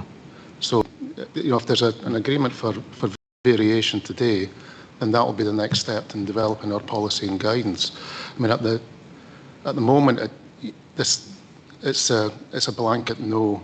If somebody inquires about fostering and we're aware that they're a smoker and they're keen to offer care for children under 12. I mean, that's the other point to make. This is about bringing under 12s carers in line with over 12 carers in terms of being a smoke-free household. And it's only for under 12s at the moment we say you must be a non-smoker, and you must be a non-smoker for 2 years as well. So this is about offering just a bit more flexibility, to be honest, and being able to explore with carers, as Kirsty's explained, and have that dialogue as part of the assessment process to take that forward. Now, if there's agreement today, then obviously we would follow that kind of process that you were outlining today in terms of developing policy, which would mean that if there's an inquiry on the 1st of September, there's an awful long way before they get to the point of panel and approval. So develop policy and guidance in and around about that. The other aspect as well is that as part of the assessment and matching processes, as a service, we absolutely would commit to having robust matching processes and ensuring that no child with a health need would be placed with an individual where there might be concerns that there might be secondary issues from their smoking. So these are the kind of things that will be discussed as part of the assessment and matching process. And it's about offering, again, that flexibility. And also when you're looking at sibling groups at the moment, we have carers that are approved for over 12s. We can't consider them to take, for example, a 12 and an 8-year-old, because again, it's a blanket no for under 12. So again, it's about trying to be as pragmatic in terms of the approach that we take and trying to kind of develop this. And again, the assessment process and the vetting process and the matching process is essential in the work that we do. Peter said something that I would like to pick up on. Is that okay? Is it a question? It's just that we've given a lot. Question. If you can be as quick as possible on the question. But this is actually a hill I would die on. feel strongly about it. Peter, you mentioned placements for children with identified health needs, but what about preference? Well, again, that's the other issue. I mean, I think I can't remember if it's in the report itself, but certainly one of the considerations that we would have is children that come from non-smoking households. So that would very much be part of the conversation and discussion, both with parents and with children as well. Councillor Meakin. Thank you, Convener. Just a point of clarity. At 5.6 in the conclusions and recommendations, I'm getting a bit confused in that one of the points are it is recommended that Angus Council essential criteria from the 1st of September this year, children will only be placed in smoke-free households. My reading of this was that in some occasions, depending on an assessment, that children could be placed. Am I reading that wrong? It's the nuance of the carers, the approved carers, so if that's one or two people, will both be non-smokers, right? So that means they have smoking, vaping within the last 2 years. In that, you will operate in a smoke-free household, including all of your adult children and children and young people you care for will not smoke or vape within the household. It's a fairly subtle, but it's a different thing, isn't it? You engage in smoking, as we say, the example we've had before about a secondary carer, if you like, smoking outside in a summer house of an evening. We can't consider them. They can be considered by another agency. Smoking in the house is the line. Okay, thank you. Thank you. Do we have any further questions? Councillor Grant. Thank you. So just to get this clear in my mind, because I've been getting a bit confused by it as well. So we're recommending that children will be placed in smoke-free households. So that's the physical house itself. If the primary or secondary or tertiary, whichever carer, wants to smoke out in their garage or somewhere outside of the physical building of the house, then that's okay, just so long as it's not in the physical house with the child, yeah? I think that's the point Councillor Bell's getting at in terms of following the guidance. So Cor and Bath have guidance around that, and then there's obviously guidance on minimising the implications of passive smoking. So don't quote me on the criteria, you probably know it much better, but being 7 meters, what it's told, washing your hands, making sure your clothes don't smell of smoke, the amount of cigarettes you smoke, vapes, that, you know, the pattern of that would all be considered as part of the assessment process. It's clearly safety issues as well for children. If you're saying we go outside 4 or 5 times of an evening to smoke, then that's a non-starter either. There are safety concerns, but at this point in time, we ask people to be upfront. If you say, yeah, I'm still an occasional smoker, I've cut down, I'm trying to stop, that's where I am, we won't take you for education about what that might look like. If you say you're operating a non-smoking household, then that's a different thing. Councillor Proctor. Thanks, Convener. Kirsty and I presume obviously the same in a car. So children are travelling in a car. The foster parent shouldn't be smoking in the car. Absolutely, and again, the foster carer, in terms of their behaviours around smoking or alcohol use or anything, at the moment we don't have carers that smoke. That would absolutely be a conversation. There shouldn't be anybody smoking. Where we come into that more frequently is when other young people in the house might smoke or vape. They are conversations that are picked up and risks that are assessed on an ongoing basis. It's not an ideal conversation to be having, members. I appreciate that, but this is what we bring before you today. It's a challenge, I think. Did you, Councillor Meakin? Thank you, Convener. I don't mean to be a bit pedantic, but what would be the position then if I was a foster care? I can't imagine it ever, but it started. Well, at the moment, that does pose us a dilemma. So we have carers who are non-smoking carers who we might suspect or have been reported to smoke occasionally. That causes an issue because technically, in terms of the policy, we should bring them back to panel and have them reviewed.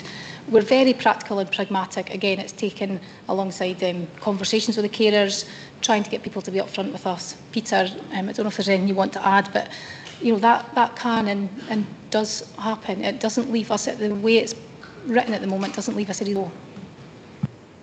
Yeah, I mean, that obviously got the potential to have a significant impact on the children that they're caring for in other ways. And there have been instances where, carers have admitted having a social smoke on a night out. And that's actually led to discussion and conversation about, potential deregistration. So that, there are difficult conversations that happen in and around about that. And as Kirsty said, you have to balance that up with the overall impact on the children that are placed at the end of the day.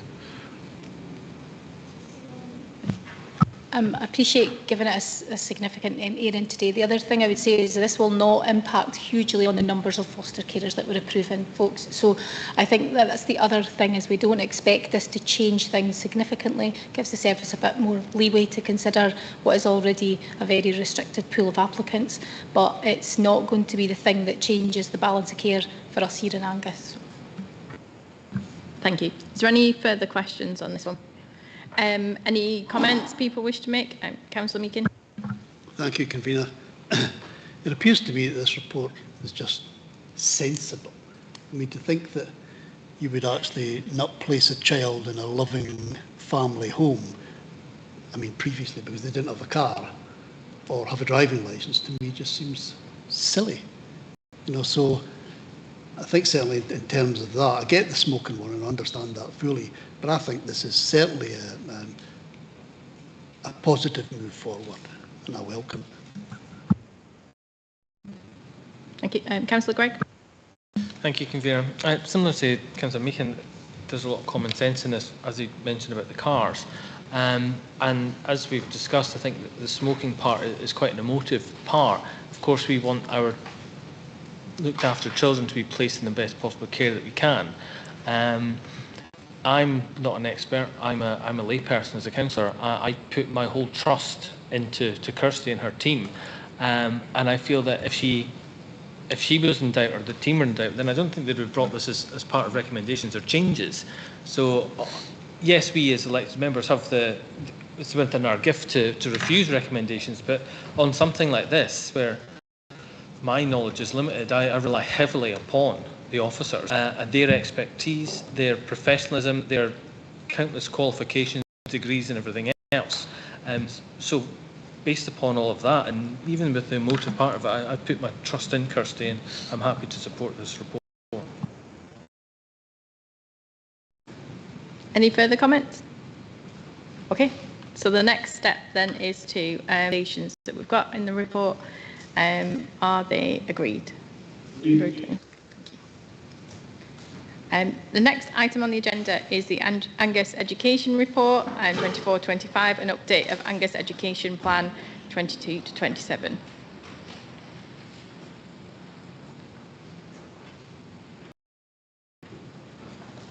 And Mr. Neil Loudon is going to introduce the report.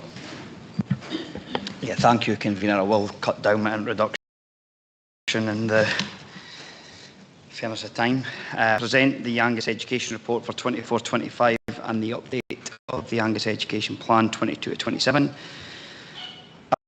Our plan is centred around delivering excellence and equity for our Angus children and young people to improve outcomes across the service.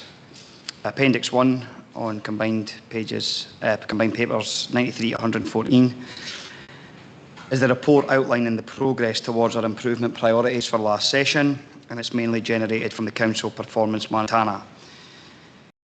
Appendix 2, pages 115 to 131, contains the Angus Education Plan, and as in previous years, we continue across the three key themes of Angus Cares, Learns and Improves.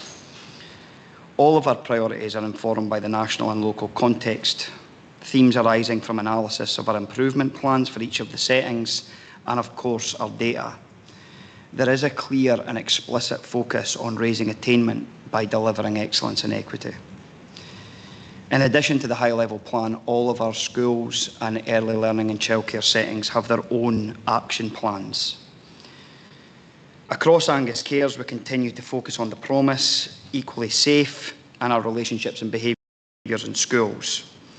Most of this work will be led by Angus Inclusion Service, which replaces our Angus Additional Support Needs Service. In terms of Angus Learns, we prioritise on continuing to develop the curriculum, building on the positive work started last session in terms of the coherence of learning, teaching and assessment across P7 to S1. We continue to refine our framework for improvement, and our newly named Angus Education Improvement Service, led by our Quality Improvement Manager, Leila Martin, will lead on this work.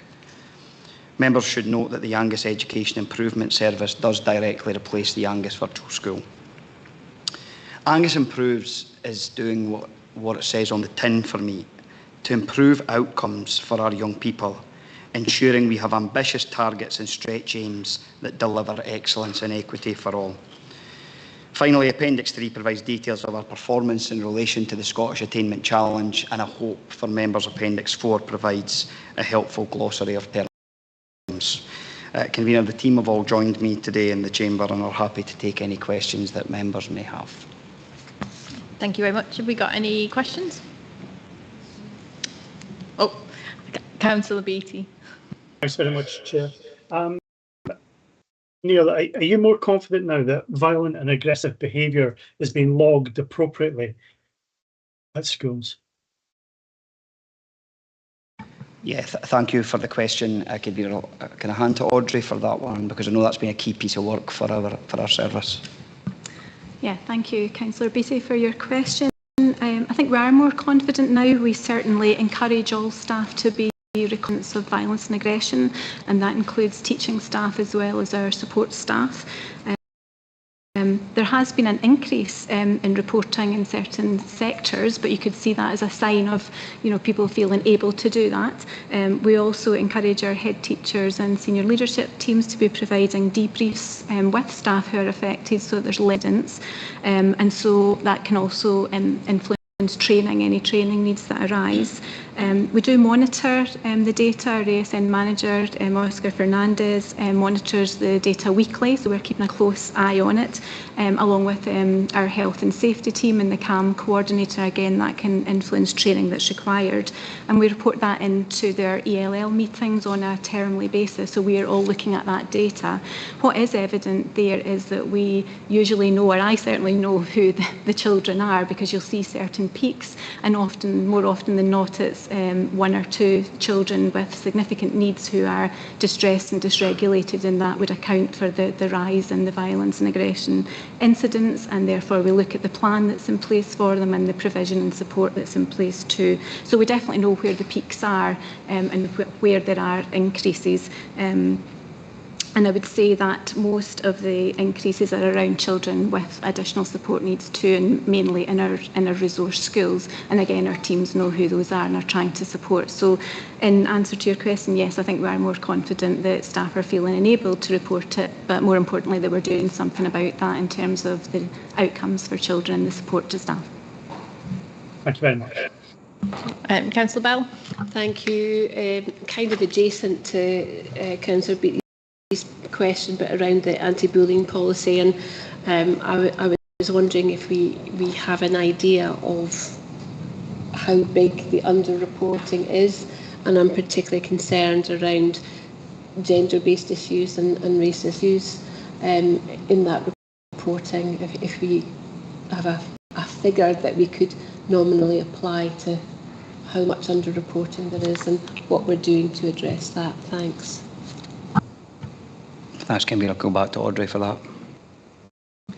Thank you for your question, Councillor Bell. We've just reviewed and refreshed our anti-bullying policy, and also in line with Respect Me, we're looking at all of our schools using their self-evaluation toolkit to get an award with Respect Me. So that means that all of our schools will be looking at, over a course of time obviously, are we getting that right? And part of that is our recording of these incidents too, and making sure that school staff are consistently and robustly reporting that. I think the work on Equally Safe, and Kelly might want to say more about that because she's led on that nationally, that's also an action in our priority in the education plan, and the 7 actions for education will be taken forward as well. So there's different bits to it, but all coming together to make sure that our schools are taking cognizance of that, recording, reporting it, and dealing with it more importantly.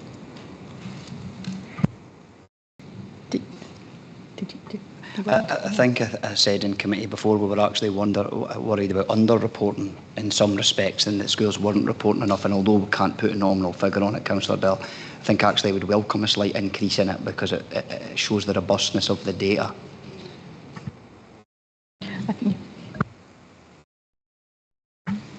I think it's important that Audrey mentioned the equally safe agenda. So the guidance on gender-based violence in schools asks that we use CMIS to record incidents of gender-based bullying. And we monitor that along with the other bullying information regularly. That's another recommendation in the report. And as Audrey mentioned, it's one of the deliverables in the Equally Safe National Delivery Plan.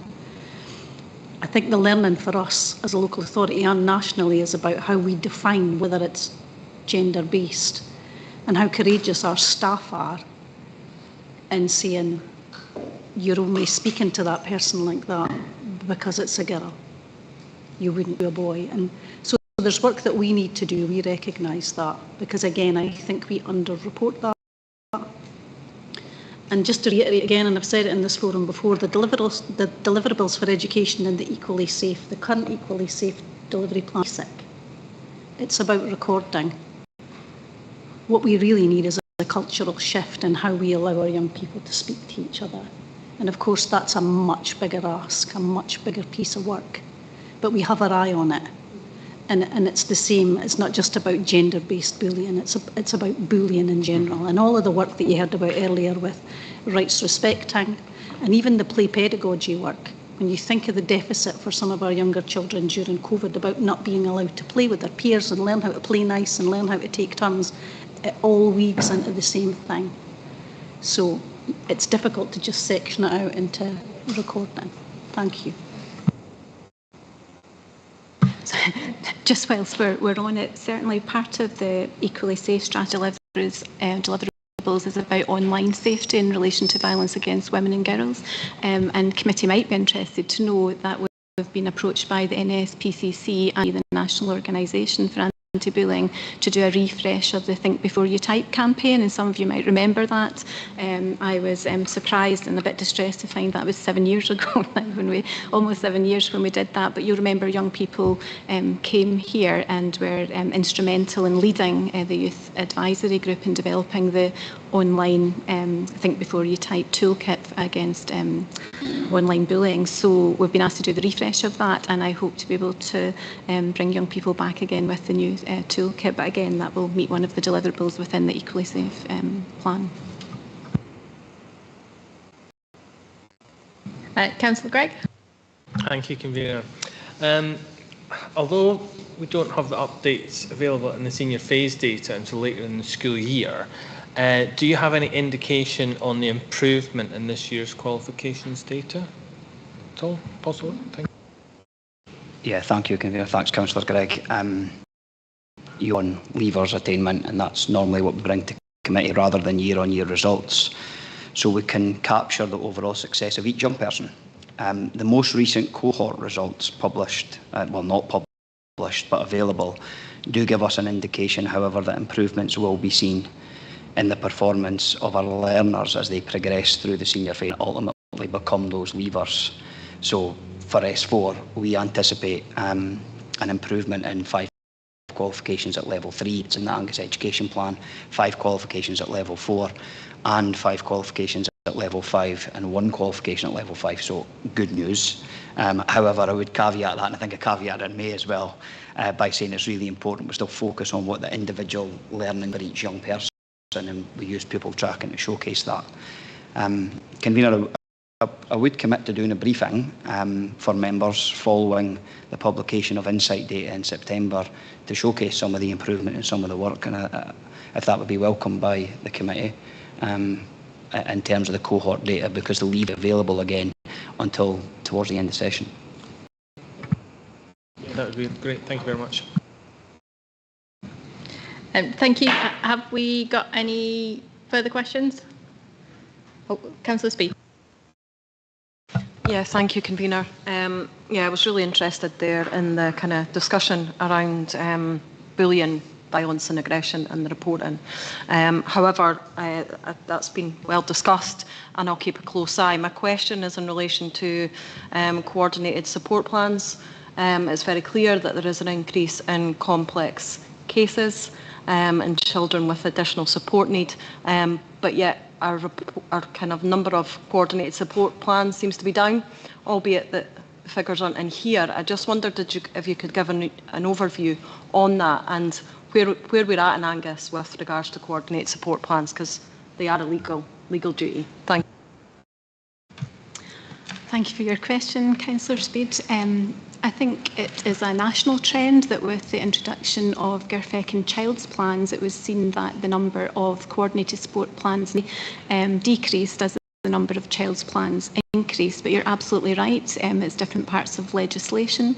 We have a process in Angus and a CSP panel, and schools are aware that we have a CSP toolkit and a separate one for children who are care experienced as well. So there is set criteria that has to be met, and part of that is how children's needs are coordinated, but it involves what other partners are bringing to the table, and it has to meet the criteria of being direct, significant and ongoing.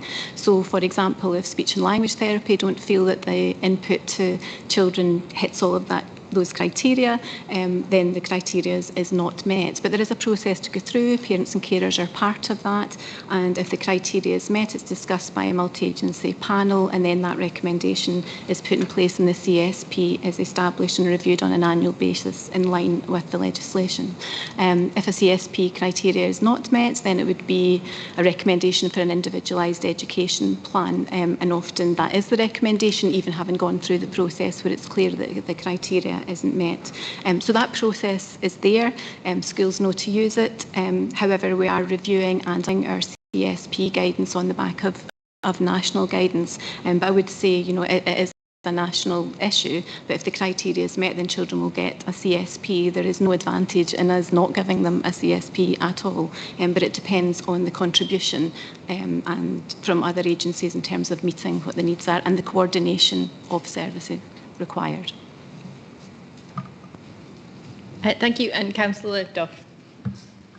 Yeah, thanks, Convener. It's a question on the ASN section, page 100. The report says that information was gathered from parents. Really, can you share how that went? Were the comments from parents supportive, etc.? Yes, I'll just take that for your question. So this was part of our ASN review, which ran over 2 years. The first part of the review, we sent out a parent survey, so to all the parents that we were aware of children with additional support needs who were receiving a service from our central team, so that was our locality and our specialist teams. We did have a disappointing return, so we felt, despite it going out, not all parents were returning. And part of that might be that they have moved on in terms of what that support was, and it's no longer, relevant to their child. So I think timing is everything. I think maybe our methodology and it just being a survey, numerous reasons why it was a low return rate. So on the back of that, we then held a focus group. One of the questions was, would you be interested in a focus group in discussing the issues with us, face to face? And some parents and carers agreed to do that. So we did hold a focus group with parents, and they helped then to plan ASN events that we had for parents. And some of you may have been at that, with services that were available to support parents and carers and children with additional support needs, in last term one in Monifeith at the new setting there as well. So parents were co-designed that for us in terms of what they wanted and what information they wanted to help their children get included, not just in education, but also in a range of services that are available in Angus. And a side product of that was all the services found it really helpful to see what was available and connections and networks that were made. So we will be carrying out more of those. And in the second year of our review, we looked at, in order to get the views of more parents, I think, inspections that were carried out in our schools over those 2 years, and also what we call a validated self-evaluations, and looked at so many more parents are asked as part of school inspect. Then we got hundreds of responses then to look at the data, which we matched against the pillars of inclusion to see, well, what are parents thinking and what were their views around that. So much more information then that fed into a review. And we also reached out to parents who are attending local support groups with children with different additional support needs, and got feedback from them too. So we're trying to make the reach as wide as it can be, and always looking to improve how we engage with parents. But and the bottom line is all parents want their children to be included as far as they can in schools. Does that help? Thank you. Have we got any further questions at this point? Okay, any comments? Councillor Proctor. Thank you, Convener. In fact, a question as well as a comment, Neil. The option that you reviewed the framework for the improvement again this session, and what does that look like for schools? That's my question, and my comment is I really think it's a very accurate, detailed, well-written report. And what I do like about it is the glossary with all the terms. I know my background, they speak in a sort of a jargon that nobody else understands, and you've sort of cracked it here, and for that I thank you. But my question was about the introduction. Thank you, Councillor Proctor. I didn't crack anything. The team did all that themselves. Me and I put it in the papers, but thank you. I would want to hand to Leila Martin, our Quality Improvement Manager, because she takes the lead on refining the framework year after year in line with the needs of the service and the needs of our schools. So, Leila, I don't know, if you come in and answer that?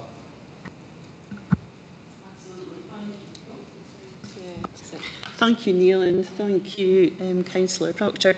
The Framework for Improvement really captures and describes the work that the Improvement Service will undertake, and it supports us to know and better understand, what our schools need. So the framework is it's updated annually based on data and feedback from our school leaders and feedback from the Improvement Service itself. And I'm delighted to share with you that it was actually held up as an example of good practice when Angus was subject to a thematic review by Her Majesty's Inspectorate last year. So it was seen as a worthy and positive approach, and the work described within the framework is being upscaled this year, and that's in liaison with our senior leaders in schools who are very supportive of it.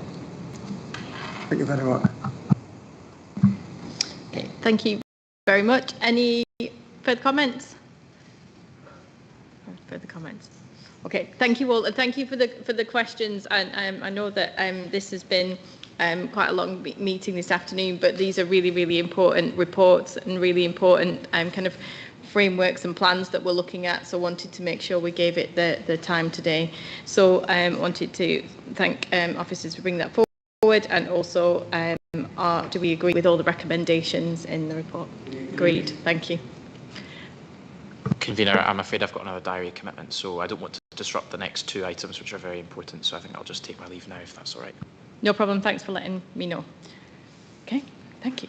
So the next item on our agenda is item 11, Schools for the Future, Continuum of Provision Options Appraisal. Before we go into that, I want to just ask if everyone's okay if we suspend standing order rule until the conclusion of business. Are people okay with that? Do we agree? Does anyone need a break just now, or are we okay to carry on this last item? Okay, that's great. Thank you. And so it is Mr. Loudon who is presenting this report. Yeah, thank you, Convener. Penultimate report of the day asks members to grant approval for the Directorate to carry out a pre-consultation with identified stakeholders and the continuum of provision in Angus for children and young people with complex autism. Appendix 1 outlines an options appraisal for establishing continuum of provision local to Angus. Permission is sought from members to carry out the pre-consultation with school communities to form a further report that will be presented back at Family Education and Justice, I hope, in November of this year. Thank you, Convener. Thank you. Do we have any questions? Councillor Speed. Yeah, thank you. I just wondered if you could perhaps explain just why we're not maybe considering a more inclusive needs-led model that considers kind of other complex needs alongside autism in terms of this support, and also why we're perhaps only kind of restricting ourselves to the kind of locations, the schools within the report, and we're perhaps not taking the opportunity to think a bit more wider, and like maybe, for example, work that's going on with regards to Strathmore Centre for the future-proofing that type of service. The whole journey from young person with an additional support need through to adulthood. I just wondered why we were not perhaps looking at other locations, other types of assets or lease arrangements. Okay, I can take the first bit and Beth can answer the second bit, if that's Thank okay. So yeah, we're basing it, Councillor Speed, on our data.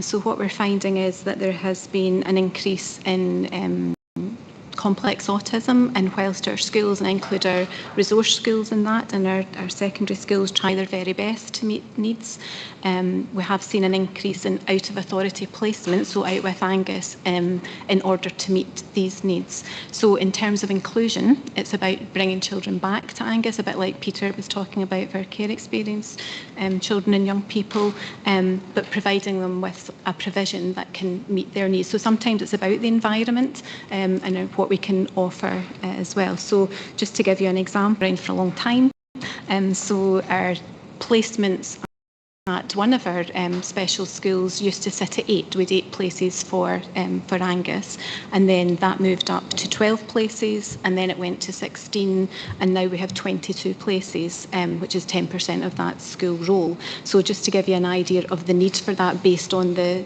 level and complexity of need that our schools are experiencing. So we have, through GIRFEC, our process to look at children's needs and their individual planning, but what we don't have is a continuum of support, or a sufficient continuum of support and provision, and this proposal is to begin to look at that for that group of children where we're finding it really challenging to meet their needs, but also want to bring them back and include them in Angus. So it's a first step, and maybe we will look at other areas, but this is the pressing issue for us at the moment. I would also say that it's reflected nationally as well. So what we're experiencing in Angus is also reflected when I go to national meetings for this cohort of children who are presenting with these most challenging needs arising from autism.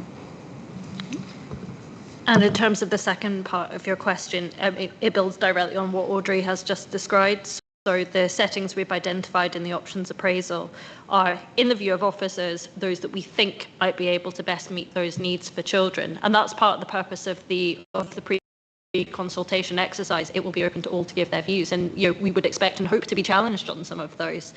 And I think Audrey just said that this might be the first step. And so we're not saying that there aren't other avenues for us to explore in future, but for now, the 5 settings and the 2 we think could be the best options are the ones that we think both deliver the best physical environment indoors and outdoors for children with complex autism.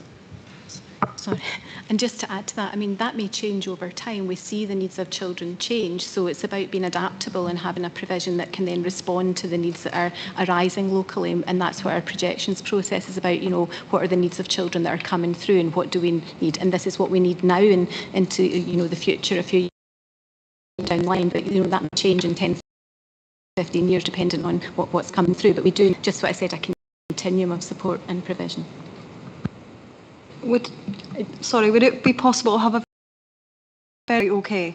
And it was just in relation to obviously the CAMHS and the closure of that service in terms of neurodevelopment and what impact that may have, because we're clear, we don't have a service that provides that support and diagnostic service now.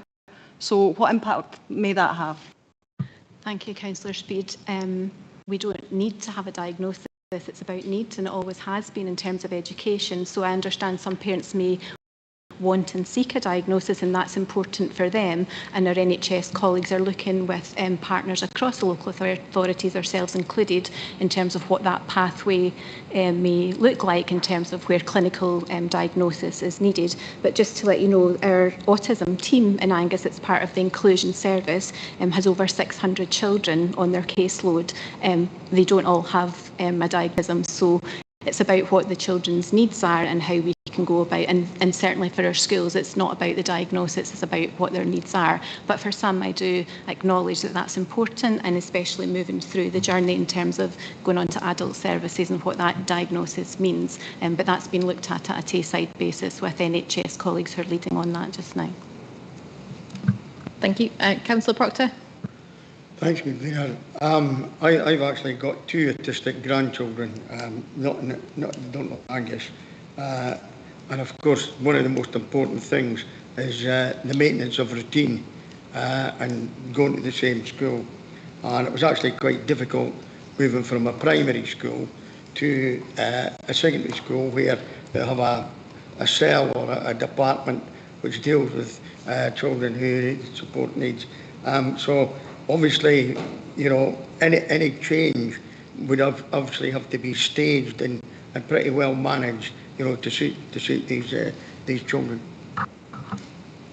Yeah, thank you, Councillor Proctor. I think our transition processes are really important, and also our projections. So if we know who the children are that are coming through, then we can plan for meeting their needs, and we can adapt and build that transition to meet their needs best. And there might be some children who still require to go out of authority, but we're hoping that we can meet more of our needs more locally. Thank you. Thank you. Councillor Gregg. Thank you, Convener. With looking at option 2, I mean, obviously with consultation, pre-consultation, is it my understanding that if this was to go ahead and one of the schools that were listed that sit below the 30% at the moment were to be used, does that mean that children from around Angus that need this specialist care would then be attending that school? And if that is the case, how would that work for transport for those pupils? Because obviously, I think there are some parents to get to a school closest to them, whether it be work commitments, trying to balance if they've got one child that is at school, some that aren't, and things like that. But then if they're then suddenly being asked to go from Arbroath to Tannadice, for example, then how would that work logistically? Or is that a bit too early a conversation for what's happening? I think we can answer it in, sorry. Happy to, I'll need to bring you in a moment. Anyway, I was just, thank you, Councillor Gregg. I wouldn't want to get too far in front of a pre-consultation, but I think hypothetically, if we were looking at option 2, the repurposing of a school, we'll be looking at an additional stage in that school for young people coming in from across Angus into the school. So it would then be a statutory consultation if we were going to move to that. So the school would not change, but because it's less than 30%, we believe we've capacity in there to introduce a new stage if members approved that following a statutory consultation. But then we then would have a statutory duty for transport, but Audrey's team would pick that up. Yes, obviously if we place children in a school out with their catchment school, then with additional support needs, so then we'd be responsible for the transport. However, we're currently transporting a group of children out with Angus and some distances out with Angus, so I hope that that transition would be shorter, the transport distance would be shorter, and not for going into today, but the cost would be less. Convener, just to bring Beth in, if that's okay.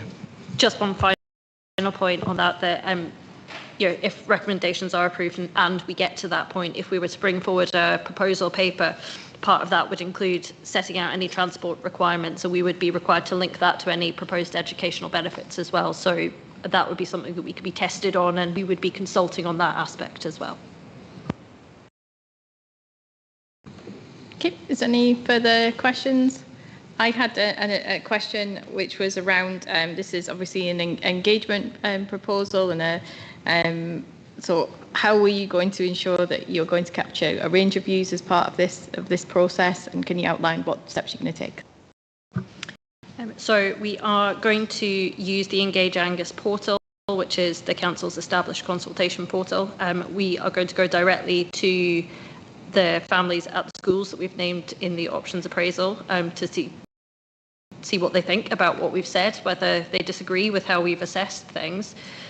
We want to speak to our staff and provide an opportunity for everyone in Angus to provide their views. So we're not going to make it a restricted consultation where it's only those schools that are involved. And we want to check that we've got this assessment right. So we'll be doing that. It'll be a short, sharp consultation. We will bring it back in the form of a consultation report for further consideration by members if you're minded to approve the recommendations. Thank you. Do we have any comments? Oh, Councillor Devine. I really welcome this report. It's been a wee bit of a long time coming. I think we've seen an increase in the complex needs of children right across Angus, and it's sad to think that they're having to be taken out of Angus to get to have their needs met. So this is a first step. It's a very, very first step because it's a pre-consultation.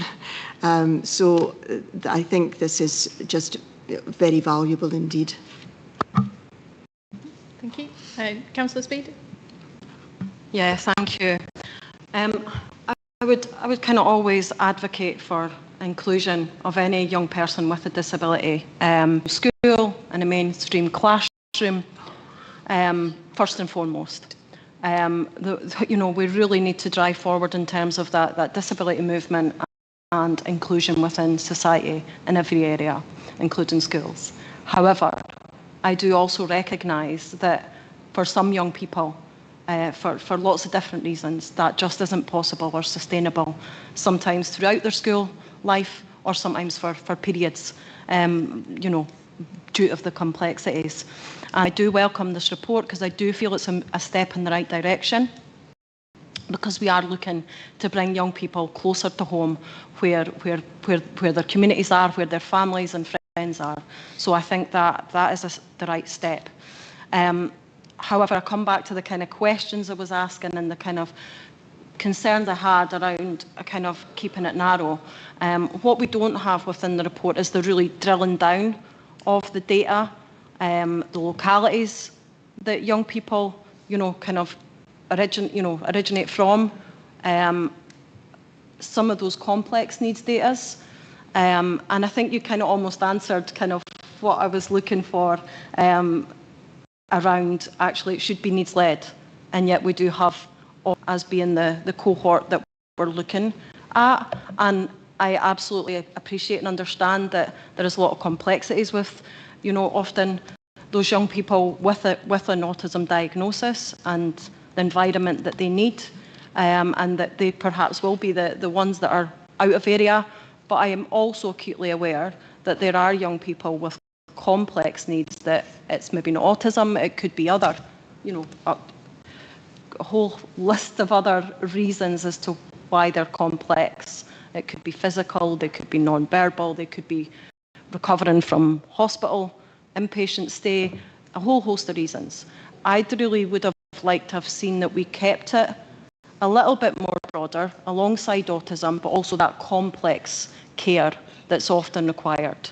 There are some young people that need kind of medical treatment and intervention, assistance with personal care and feeding, lots of different reasons. So I would have liked to have seen it just been a little bit broader, so that we weren't kind of shutting the door to other young people. And I would have also liked us to take an opportunity to think bigger and look at all of our resources and assets, locations across Angus as well, and not just limit it to those school buildings. I appreciate why you have, and I know the types of environments that's needed, but I would have liked to have taken an opportunity to not just think about the here and now, but that vision for Angus and our children and young people. Yeah. Do you want to come? Thanks, Convener. Councillor Speed, we did discuss that and we debated that about should it be wider, but we want to make sure that it delivers for those children. And looking at the data, almost 60% of those children and young people who are in out of authority places are there because of autism. So that's the highest increase that we've seen. So we have to meet that direct need now. And as I said before, it is a continuum of support and provision. So I'm hopeful that this is not it, but it is a start. in terms of meeting the needs of the children that we have, but it is definitely based on the data and the needs that we're aware of. Have we got any further comments that people wish to make? Oh, Councillor Speed. Yeah, I think I'd still prefer to make an amendment to the recommendations if I can, just through the discussions that I've had, the answers that have been given, if that is at all possible, just born out of the debate and discussion that we've had. Okay, I'll take that. Do you have a seconder for your motion? I don't, because it's just really come out of this debate and discussion, but I'd be quite keen if anybody was able to second me. If I say what it is that I'm looking, what the change is. What's the amendment? Yeah, so it would really just to be to propose that we have another option that we would be going out to consultation on, and that is to just keep our options open and explore other opportunities in terms of location, building, either kind of through redevelopment or a lease, so that we're not limiting ourselves to the two options. So the third option would be to consider something else in terms of, like I say, the building, the location. Let's look to see where there might be other avenues to explore. And the other part to the amendment would be to include complex needs alongside autism, so that we can future-proof that service for others. Okay, so I think we probably need to take some, is it?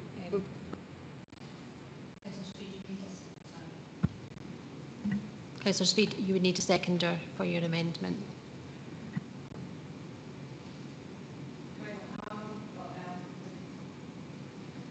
Point of clarification.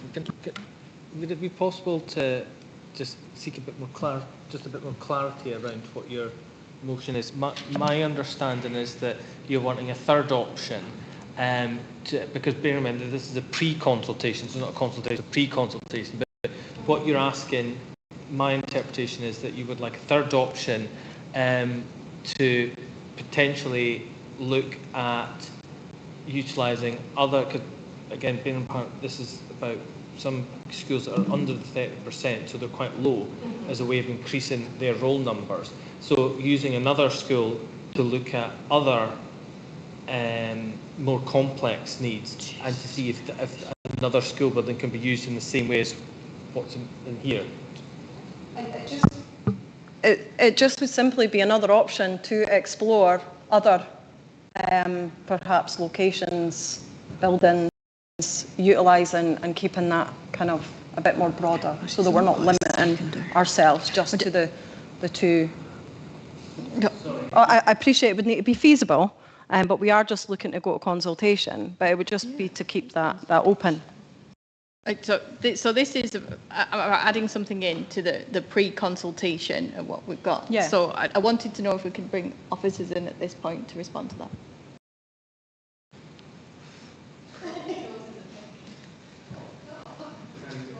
There we are. Thank you very much, Councillor Speed. Just looking at the recommendations as they're set out, so notes and comments on the options appraisal, which I think is actually what you're doing. You're commenting on the options appraisal attached to Appendix 1.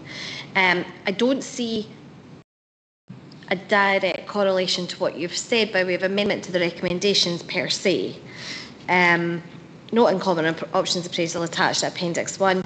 I'll leave my other officers further down the table to come back to you on whether or not that is something that they can do, and then it would just be to delegate to the Director of Education and Lifelong Learning based upon the comments you're making about the options appraisal, and then bring it back for pre-consultation. So I'm not sure that you need an amendment, but I wonder if I can hand over to my colleagues in Education to see whether or not they'd be willing to take that forward. Thank you. I think if we're looking to do it in the timescales with another option, we'd need to bring back a further options appraisal. But I welcome the healthy debate, Councillor Speed, around what the pre-consultation would bring and what I hope it will bring, because we could have looked at social and emotional behavioural need, but we were led by the data, and 60% is complex autism. It's a very finite resource in terms of the numbers of young people we could serve with that to make it a high quality service. So I suppose I would use the phrase we want to keep it tight rather than keep it loose. However, if we're making comments on it and the public are feeding back on it, then the purpose of the pre-consultation was to allow us to potentially go and think again before we come back to FEDG in November.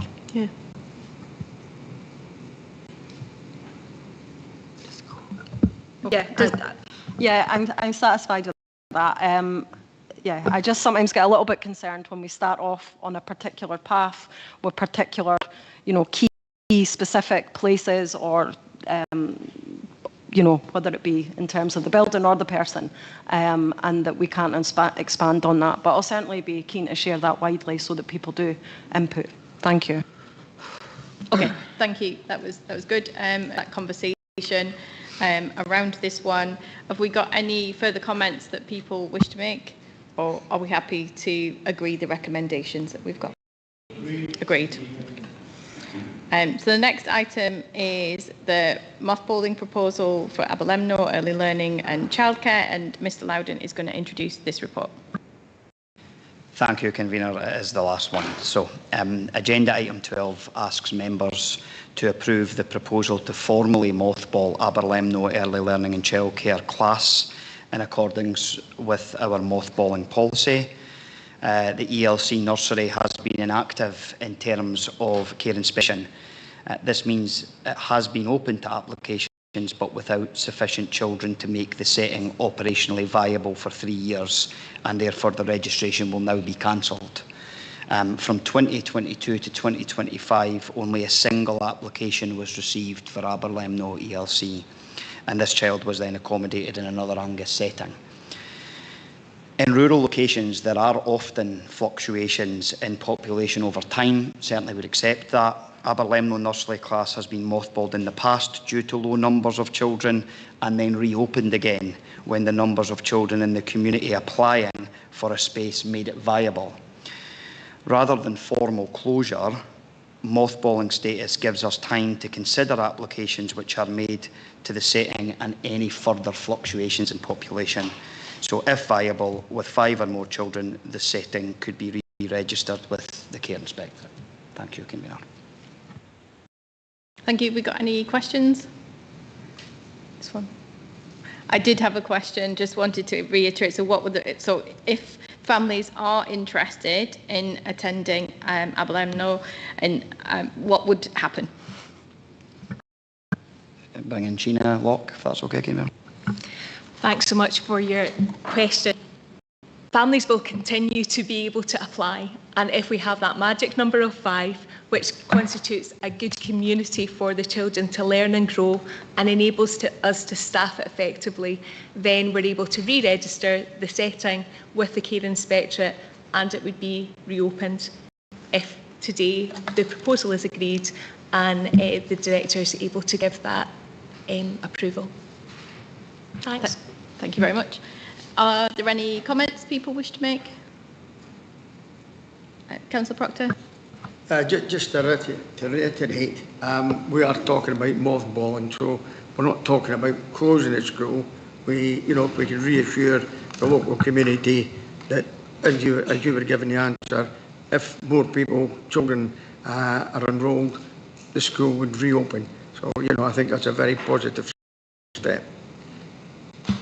Thank you. I just want to reiterate that it's the nursery class and ELC. There's no correlation with the school. So just to be absolutely clear on that one. Thank you for that's what I meant. Thank you. Okay, thank you. So on this one, the recommendations based on the discussion would be to note the feedback gathered in relation to the proposal, and point 2, which would be approving the proposal to formally mothball Aberlemno ELC for up to 3 years. And that would also then undertake the rest of the recommendations within that. Is that agreed? Oh, sorry, not the last one. Not the last one. I knew it was confusing on this one, and it's the end of the day. So it would be first 4. Agreeing with point 4. Okay, thank you. Thank you.